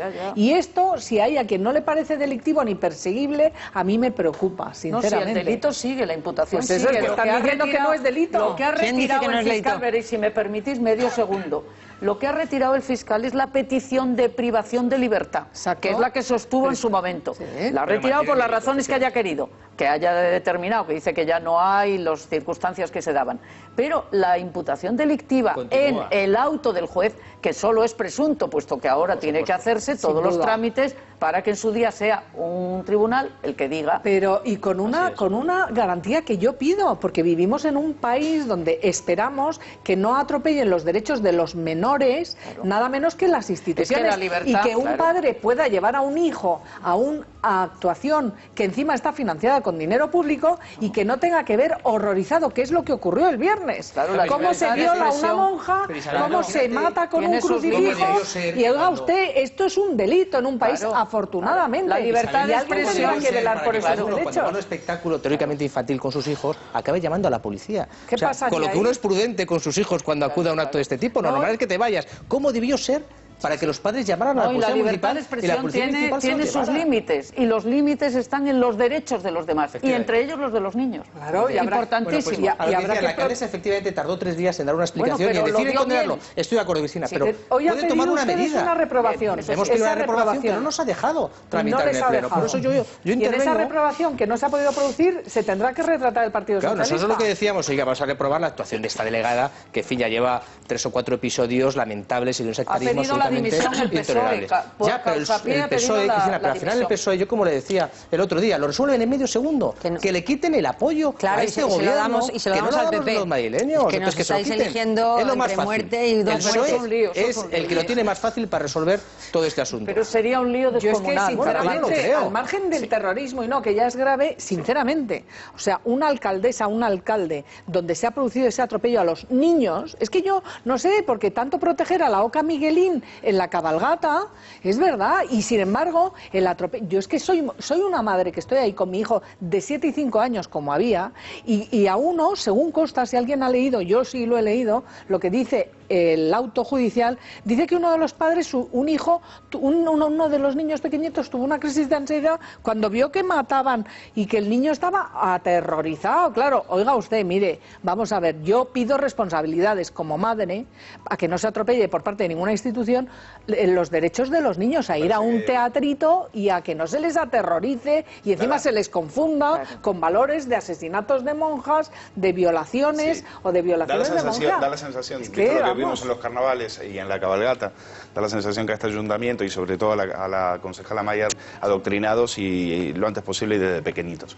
Yo creo que Mayer ya debería haber sido historia y de lo que tendríamos que estar hablando ahora es de por qué Carmena, tú dices, Martu, que en cualquier momento da el puñetazo y se va. Yo creo que ya lo tendría que haber hecho porque está claro que no controla el partido, no controla a sus concejales. El tercer teniente de alcalde le explícitamente por Twitter la pone verde y le dice que ha sido débil su reacción y demás. O te vas tú, o se va Carmena, o se va alguno de ellos. Pero alguien se tiene que ir, porque eso es una mamarrachada y es un caos que no lo entiende nadie. Y ayer les enseñábamos aquí la portada del Financial Times, donde desgraciadamente Madrid está siendo portada en los periódicos financieros como el Financial Times, el británico, donde aparecen los titiriteros y el atropello brutal inconcebible. Y yo me pregunto, se lo decía yo al ministro del Interior en funciones, ¿qué pensará la alcaldesa de París, donde se hace estas consideraciones sobre el terrorismo con el Bataclan, con Charlie Hebdo? En fin, la situación en estos momentos no es solo en España, está se cierne sobre España la incertidumbre, sino sobre el mundo entero. El IBEX está en caída libre esta mañana, vuelve a perder el nivel de los 8.000 puntos y las bolsas europeas todas están cayendo con fuerza, en una situación donde no sé si es una bola de nieve, si nos atenaza una posible recesión mundial, pero en fin, Diego Sánchez de la Cruz, aquí el presidente de los empresarios, el señor Rosell, dice que por la parte que nos toca en España, no estamos hablando de la crisis posible internacional, pues que no hay ninguna preocupación sobre un gobierno de Podemos. Vamos a ver cómo lo decía. Miedo nada, pero primero veremos los programas, a partir de ahí, una vez cuantificados los programas, veremos si son programas posibles o no posibles, porque al final lo que hay que hacer son aritméticas. Lo que sí que nos daría miedo, digamos, es un programa que como consecuencia de todo eso, pues nos tiene como resultado déficits muy importantes. Bueno, no se entiende nada, pero ha dicho que no da miedo ningún posible pacto. Diego. ¿Qué tal? Buenos días, Isabel. Bueno, efectivamente, el grueso de la discusión aquí, a lo que se ciñe más que a las siglas, es al contenido de ese pacto. Y lo más probable es que si el PSOE opta o cierra algún tipo de acuerdo con Podemos, nos vayamos hacia el tipo de políticas que se han visto en otros países de la Unión. En Portugal, en Grecia, etcétera, porque necesariamente el centro de gravedad de la negociación política se va a desplazar hacia las posiciones de Podemos y eso evidentemente sí que nos tiene que causar miedo, de la misma forma que un pacto que mire más hacia el centro y un pacto en el que estén Ciudadanos o el PP nos lleva a otro tipo de soluciones que no nos tienen que causar ese miedo, que efectivamente sí deberíamos tener a un acuerdo en el que estén encima de la mesa las propuestas que defiende Podemos. Bueno, pues ahí tenemos, Diego, bueno, esta es la situación que no sé si os parece a vosotros, os estaba diciendo los pactos, la situación, los posibles pactos que a Rosell no le parecen preocupantes, pero yo creo que a muchos empresarios sí les parecen preocupantes. Yo lo llevo diciendo desde el primer día que creo que no va a haber pacto porque los que pueden no quieren y los que quieren no pueden y por tanto va a haber nuevas elecciones. Pero si hubiera pacto, a mí me parece que lo que ha dicho aquí el ministro antes y lo que acaba de decir el compañero es completamente desacertado, porque si yo tengo 90 diputados y ellos tienen 61 y menguando, ¿no? Porque cada día que pasa, pues a algunos se les... El peso lo pondré yo, que soy el que tengo más. Y eso, porque escucha, gobiernos de coalición no ha habido, pero gobiernos en minoría teniendo que pactar con otros sí que ha habido. Y una vez investido presidente, yo me acuerdo de la geometría variable de Zapatero, hizo pactos con todos los grupos de la Cámara, incluido el PP. Porque cuando interesaba pactaba con unos y cuando interesaba pactaba con otros. Por tanto, el contrapeso le pones tú, no tu minoría. Sí, entonces, si el PSOE tiene 90 diputados y el presidente del gobierno es Pedro Sánchez, que yo no creo, pero si pasara, el PSOE lo pone el PSOE. Y el PSOE no va, no está por la hoja de ruta vasco. Martu, me asombra. Ojalá sea cierto lo que digas, y si es que ocurre. Pero lo que hemos visto hasta ahora es una prepotencia por parte de Podemos. Que no ha conseguido nada con ella, ¿no? Bueno, no ha conseguido nada. Pero si es vicepresidente, descuida que estaría la cosa muy mal.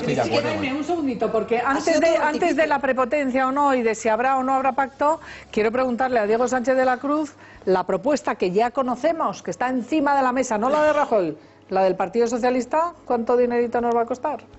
Isabel, la verdad es que la propuesta no era lo detallada que debía haber sido y esto es especialmente importante por dos razones. Por coherencia, la primera, porque se le está pidiendo al Gobierno de España que no empeore el problema de déficit que tenemos y yo estoy de acuerdo en reivindicarle eso al Gobierno y por lo tanto no puedo estar de acuerdo en que el PSOE presente una propuesta con distintas medidas de gasto que no vienen contabilizadas y en segundo lugar porque esas medidas, cuando echas un poco los cálculos y hablamos aproximadamente de entre 15.000 y 20.000 millones de euros de gasto adicional, es incompatible aprobarlas en una situación en la que España tiene ahora mismo un agujero ya de 50.000 millones en sus cuentas. Es decir, que con un déficit del 5% del PIB, de entre el 4 y el 5%, más cerca del 5%.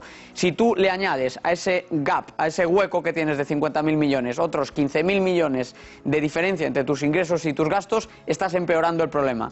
¿Esto cómo se paga? O con impuestos o con deuda. Pero lo que está claro es que si estos partidos no quieren aprobar más recortes y si además quieren ampliar el agujero que tenemos, la situación, las cuentas no cuadran. Y Diego, una última cuestión, porque amén de lo que la incertidumbre que se cierne ahora sobre China, las dudas que hay sobre China, la bajada del precio del petróleo, las dudas también, ayer saltaba el Deutsche Bank, el principal banco alemán, en fin, toda la situación internacional.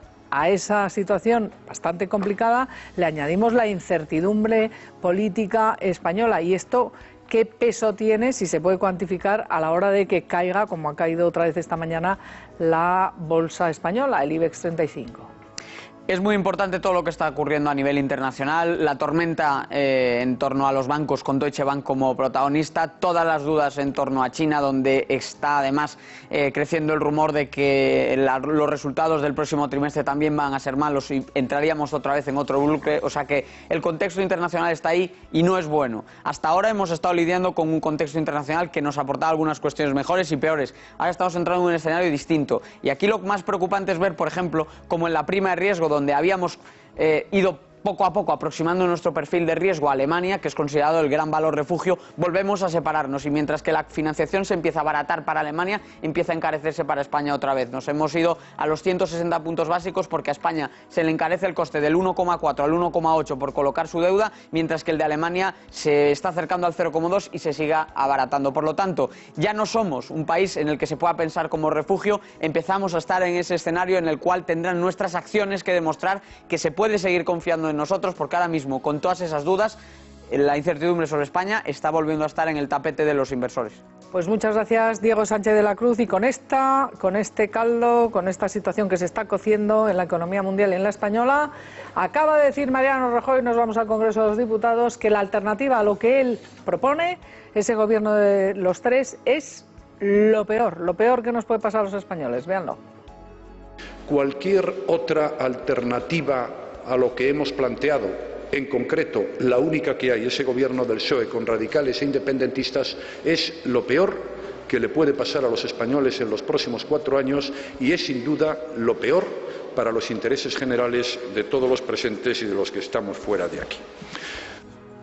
Bueno, pues esa situación considera lo peor. Le doy la palabra y voy, antes de despedir a Caramante, a Borja, esta cuestión, la alternativa es lo peor, pero me temo que el Partido Popular, no sé si se entera muy bien, pero me da la sensación de que los apoyos para la investidura que está recabando el señor Sánchez pueden fructificar en elecciones generales, ¿o no? Porque podríamos ir a unas nuevas elecciones, como hemos visto que decía Felipe González. Pues vamos a ver, pero desde luego, a nuestro juicio sí es lo peor. Primero porque no representa la voluntad mayoritaria de los ciudadanos, que no han votado ese radicalismo de izquierda, mayoritariamente porque se han posicionado sobre un centro moderado, un centro derecha y un centro izquierda. Pedro Sánchez fue el cuarto más votado, por ejemplo, en la circunscripción de Madrid, que es donde se enfrentó a Mariano Rajoy, a Albert Rivera y a Pablo Iglesias. Pero yo discrepo de lo que decía Martu, porque no es verdad, porque cuando uno pacta con una minoría, lo que hace es radicalizarse hacia la minoría, porque lo que tiene que hacer es acercarse hacia el otro para obtener el voto, y eso es lo que va a pasar si finalmente se llega a este acuerdo, que espero que no se produzca, claro. Martu, el Partido Socialista esta tarde se reúne para ver de qué forma y manera se le da voz y voto a esa militancia, tal y como se ha comprometido el propio Pedro Sánchez. Ya sabéis que yo soy muy crítica con este paripé, una consulta no vinculante que no está recogida en los estatutos. ¿Y por qué es un paripé? Pues que es un paripé, porque no sabemos qué van a preguntar exactamente. Para preguntar a la militancia tienes que hacer un pacto primero, con alguien. Y una vez formalizado, y una vez acordado ese pacto, decir, y ahora espérate un momento, que este pacto voy a ver si lo quieren mis bases. ¿Alguien cree que eso va a ser así? No. Nos van a hacer una pregunta abierta, ¿no?, de con quién quiere usted pactar. Oiga, mire, esto no es la lista de los Reyes Magos, ¿sabes? Yo quiero una bici y un... No, yo quiero ver con quién y para qué vas a pactar y entonces podré dar mi opinión. Y luego la consulta es no vinculante. No vinculante significa di lo que quieras que yo haré lo que me parezca, ¿no? Hemos tenido episodios de democracia interna vinculante aquí en Madrid, por ejemplo, hemos elegido secretario general, hemos elegido candidato, hemos elegido ejecutiva y nos han defenestrado a todos. Había hace un año. Con lo cual, en fin, sabemos que la voz de la militancia importa o no en función de lo que le interese a Pedro. Por tanto, yo de esta consulta no espero nada. Yo, si me permitís, no sé si querías despedir antes. No, gracias Borja Caramante, sí, que se tiene que ir. Pero sobre esta cuestión de pactos, ¿a ti te parece un paripé?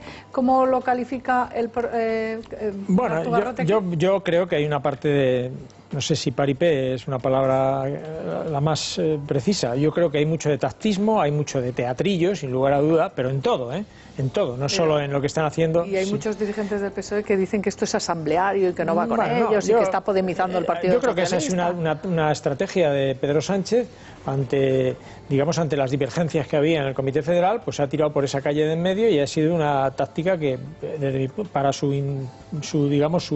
forma de entender lo que está pasando, pues le ha funcionado bien.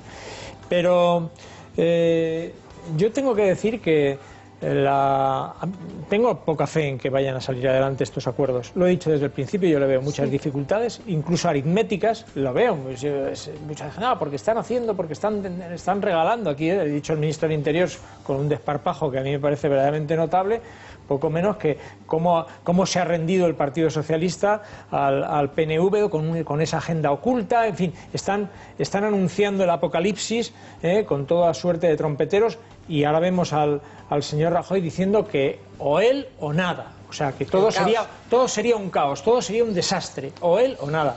Yo creo que primero hay que recordar que el señor Rajoy hoy se pone a hablar con el señor Rivera en el Congreso 53 días después de haber sido la lista más votada, la suya, de haber ganado pírricamente, pero haber ganado las elecciones.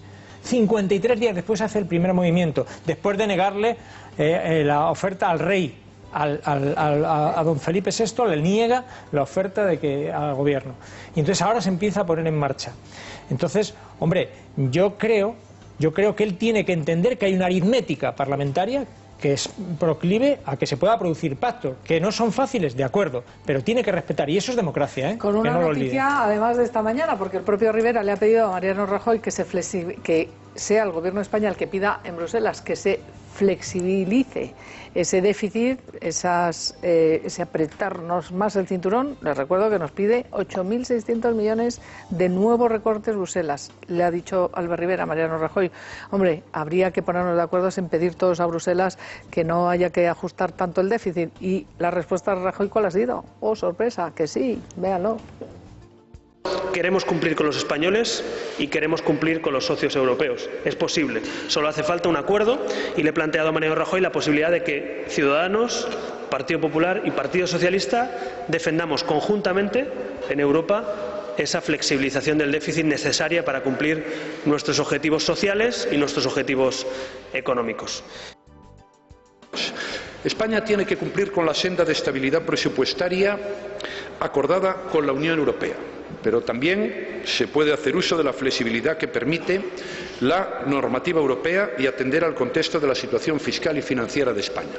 A ver, Cristina, me alegro que por fin haya una reunión en la que salgan y se expliquen, porque muchos no hemos entendido que no saliera a explicarse Rajoy, porque los ciudadanos y los votantes del PP pues tienen que saber qué es lo que ha pasado. Bueno, pero ya se han reunido y mañana con Sánchez. Dicho esto, él sigue en la idea de ese gobierno, PP, PSOE y Ciudadanos. Yo creo que es la mejor opción para el país. Creo que tiene razón que la otra opción no es buena, pero los números y lo que decía todo el rato...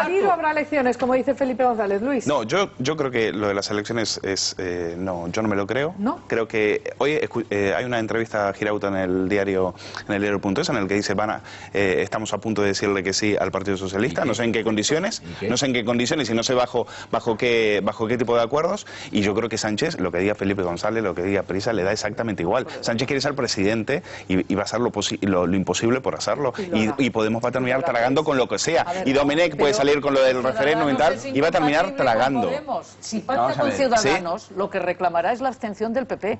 No Podemos. No, pero saldrá con la abstención de Podemos. Quiero daros una noticia, se adelanta la declaración judicial de la infanta Cristina, se adelanta al próximo día 19, ya no será el 26, por lo tanto ya no será la última en concluir esta fase del juicio, y lo hará por delante del propio Urdangarín y de Diego Torres. Así que vamos, porque quiero que veamos lo que ha dicho esta mañana Matas, y quiero hablar, si se puede, también de Valencia, que ya van por 80 imputados, y también de los Puyol, porque ha declarado su hijo esta mañana. Esto de los pactos, que es una cuestión circular y que es un teatrillo, y que a mí me da la sensación de que ya están todos mirando con el reojí, con el rabillo del ojo a las elecciones que vienen, hay que ponerlo en sus justos términos.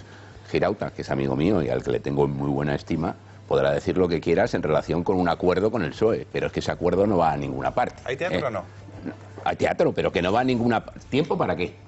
No, teatro. Teatro sí, pero que lo que diga Ciudadanos en relación con la posibilidad de llegar a un entendimiento con el Partido Socialista es nada, es nada. O sea, el Partido Socialista y Ciudadanos no dan. Habían dicho que no iban a votar a... Habían dicho que no iban a decir que sí. Es que nos estamos liando. Mira, aquí solamente hay una opción. La única opción que tiene en Sánchez, la única, es llegar a un acuerdo con Podemos y los separatistas. Y no hay más. Las demás hipótesis, descartarlas. Que sí, que la de Ciudadanos. PSOE Ciudadanos con la abstención del PP. Que el PP no se va a abstener, ni aunque le des la vuelta. Y me parece sensato, Cristina, no le pidas al PP que se haga la harakiri cuando al PP, el Partido Socialista, le ha dicho no y lo ha estigmatizado. Pero no lo van a hacer con condiciones. Y explicando a la ciudadanía que ellos, si se abstienen, es bajo determinadas premisas, y sería lo mismo un gobierno que, aunque uno estuviera fuera... Pero no te das cuenta que estuviera fuera del gobierno, sería un pacto a tres. ¿Pero qué pacto a tres? Pues PSOE, PP y Ciudadanos. Lo único que la visibilidad... O sea, llegan el segundo y el cuarto y le dicen al primero, oye, quítate del medio que vamos a hacer un pacto a tres, pero el presidente del gobierno va a ser el 2. Bueno, tú lo ves inviable, bueno, o buscando otra salida, digamos, de que no fueran ni...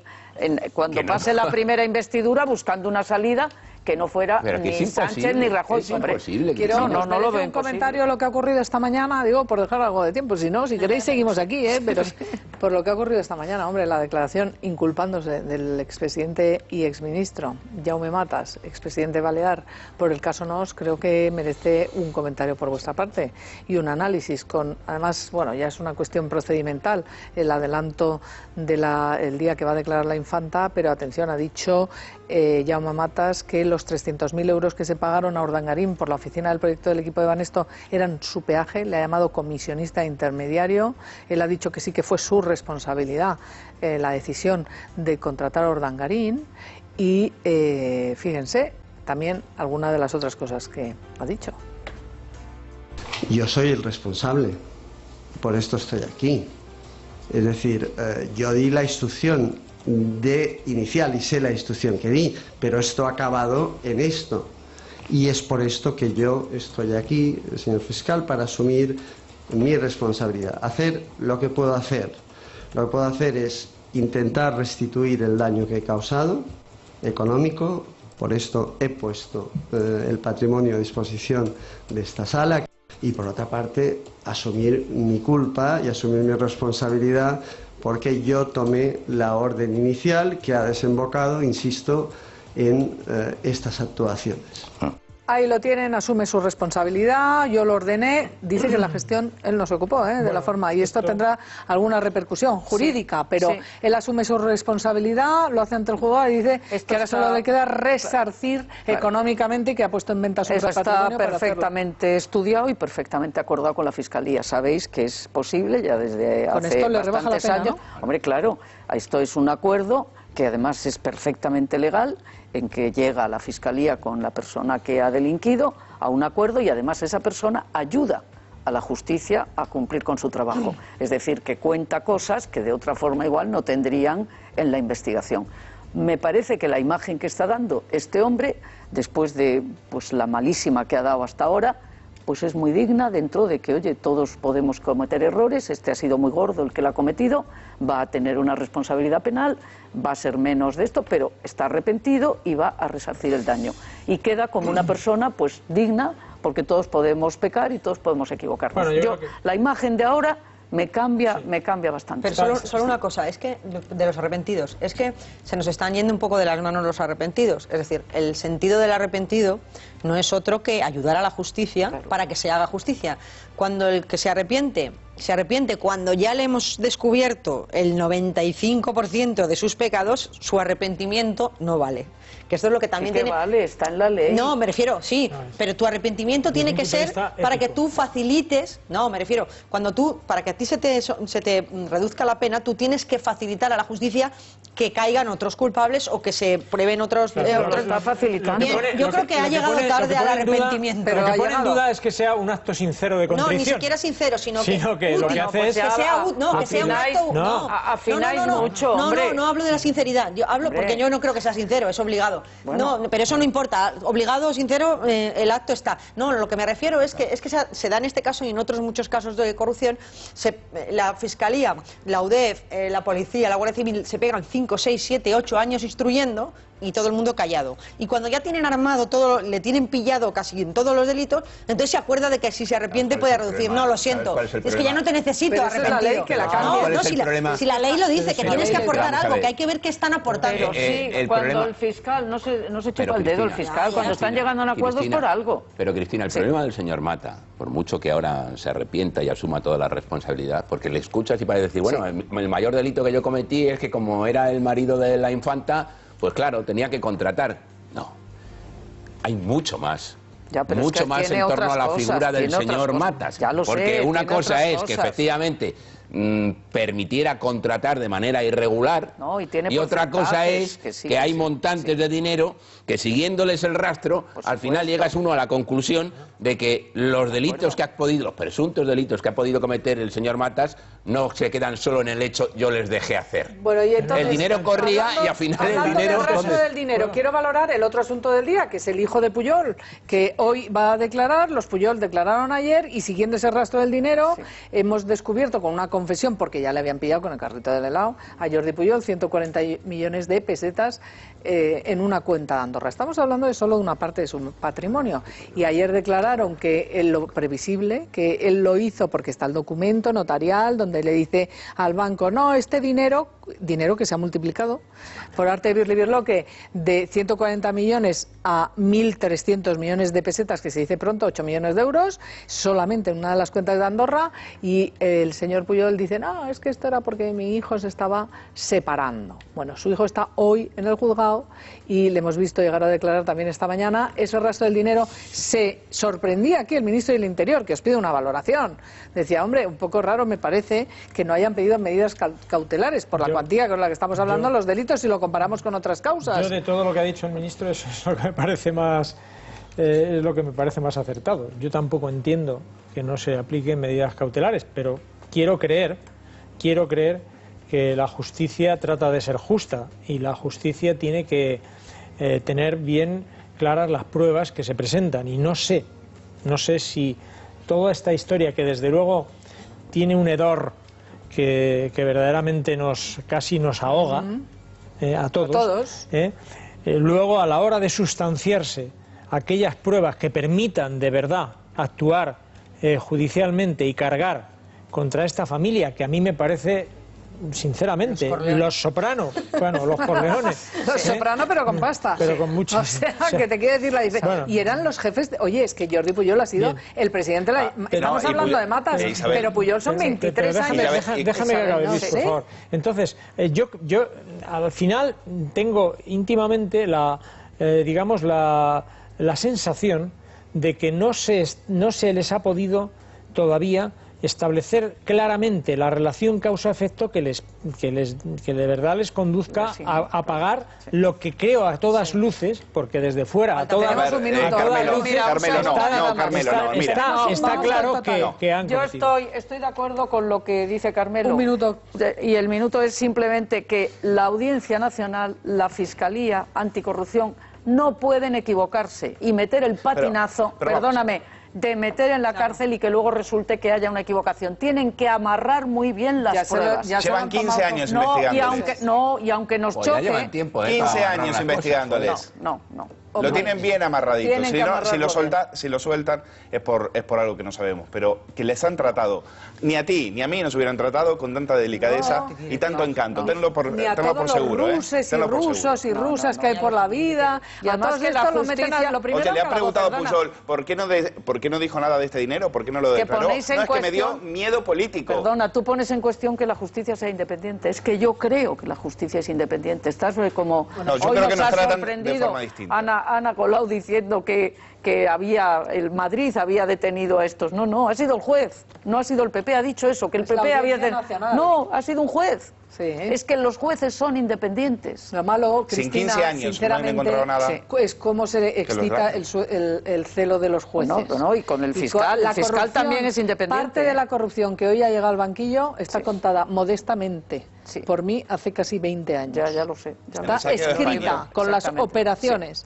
Y el celo de la justicia. Pues habrás ayudado a la justicia seguramente con ese libro. Como los fiscales Mena y Villarejo contaron que pero el celo de los jueces en aquel momento, pero en aquel momento la fiscalía funcionaba de otra forma. En 1997 con el 2007 con el gobierno de Zapatero se modificó el régimen del Ministerio Fiscal, pero en los tiempos de Mena y Villarejo se podía cesar al fiscal y cambiarle, y es lo que se hizo. Vamos a hacer una pausa, pero antes un 62% de las personas no oye bien y hay un 90%. Acaba de abrir un comedor social, el comedor San Juan Bautista, que lo han abierto precisamente en la Plaza de Castilla, en Madrid, está cerca de Periodista Digital y está con nosotros Aline Finat, que es hospitalaria de la Orden de Malta. Aline, gracias por estar aquí. Gracias. ¿Ese comedor lleva 3 semanas funcionando? 3 semanas funcionando justo hoy, sí. ¿Y quiénes están y a cuánta gente atienden? De momento va muy lento, pero aspiramos a poder atender a los mismos que atendíamos en el antiguo comedor, que eran entre 250 y 300 personas diarias. Y en la Orden de Malta, en el comedor, se organizan por voluntarios, ¿no? Totalmente, ¿Todo voluntarios? Sí. ¿Y cómo funciona? Todo voluntarios. Se organizan equipos de cocina, equipos de servicio y recogida y limpieza y bueno, y todos los días hay unas 40, 50 personas cada día de la semana, de lunes a sábado. Y lo que dan cada día son equipos distintos y dan meriendas, cenas, ¿no? Meriendas, cenas, plato caliente, sí, es ensalada, postre, café, en fin, muy completo, una cena, vamos. Un comedor que además lo han podido abrir gracias a la Fundación Obra Social La Caixa. Exacto, sí, ha financiado en su casi totalidad el comedor.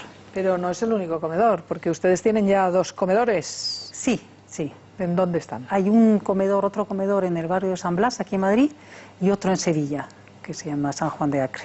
Y claro, luego se dice, la labor, la iglesia, los voluntarios, en fin, en este caso está yendo poquita gente a este nuevo comedor, pero al atender en otros comedores sociales, es mucha gente la necesitada de la que acude. Es mucha gente, sí, mucha gente necesitada. ¿De cuánta gente estamos hablando? Que nosotros controlemos, nuestra idea es poder llegar a dar de comer a 800 personas al día, o sea, que es para lo que estamos preparados entre Sevilla y Madrid. Pero en Madrid claramente hay muchos más comedores que atienden a mucha gente. Sin duda. Y por eso les felicitamos por la labor que hacen en la Orden, desde la Orden de Malta, que por cierto acaban de lanzar una campaña que es Haz que cuente la Cuaresma. Sí.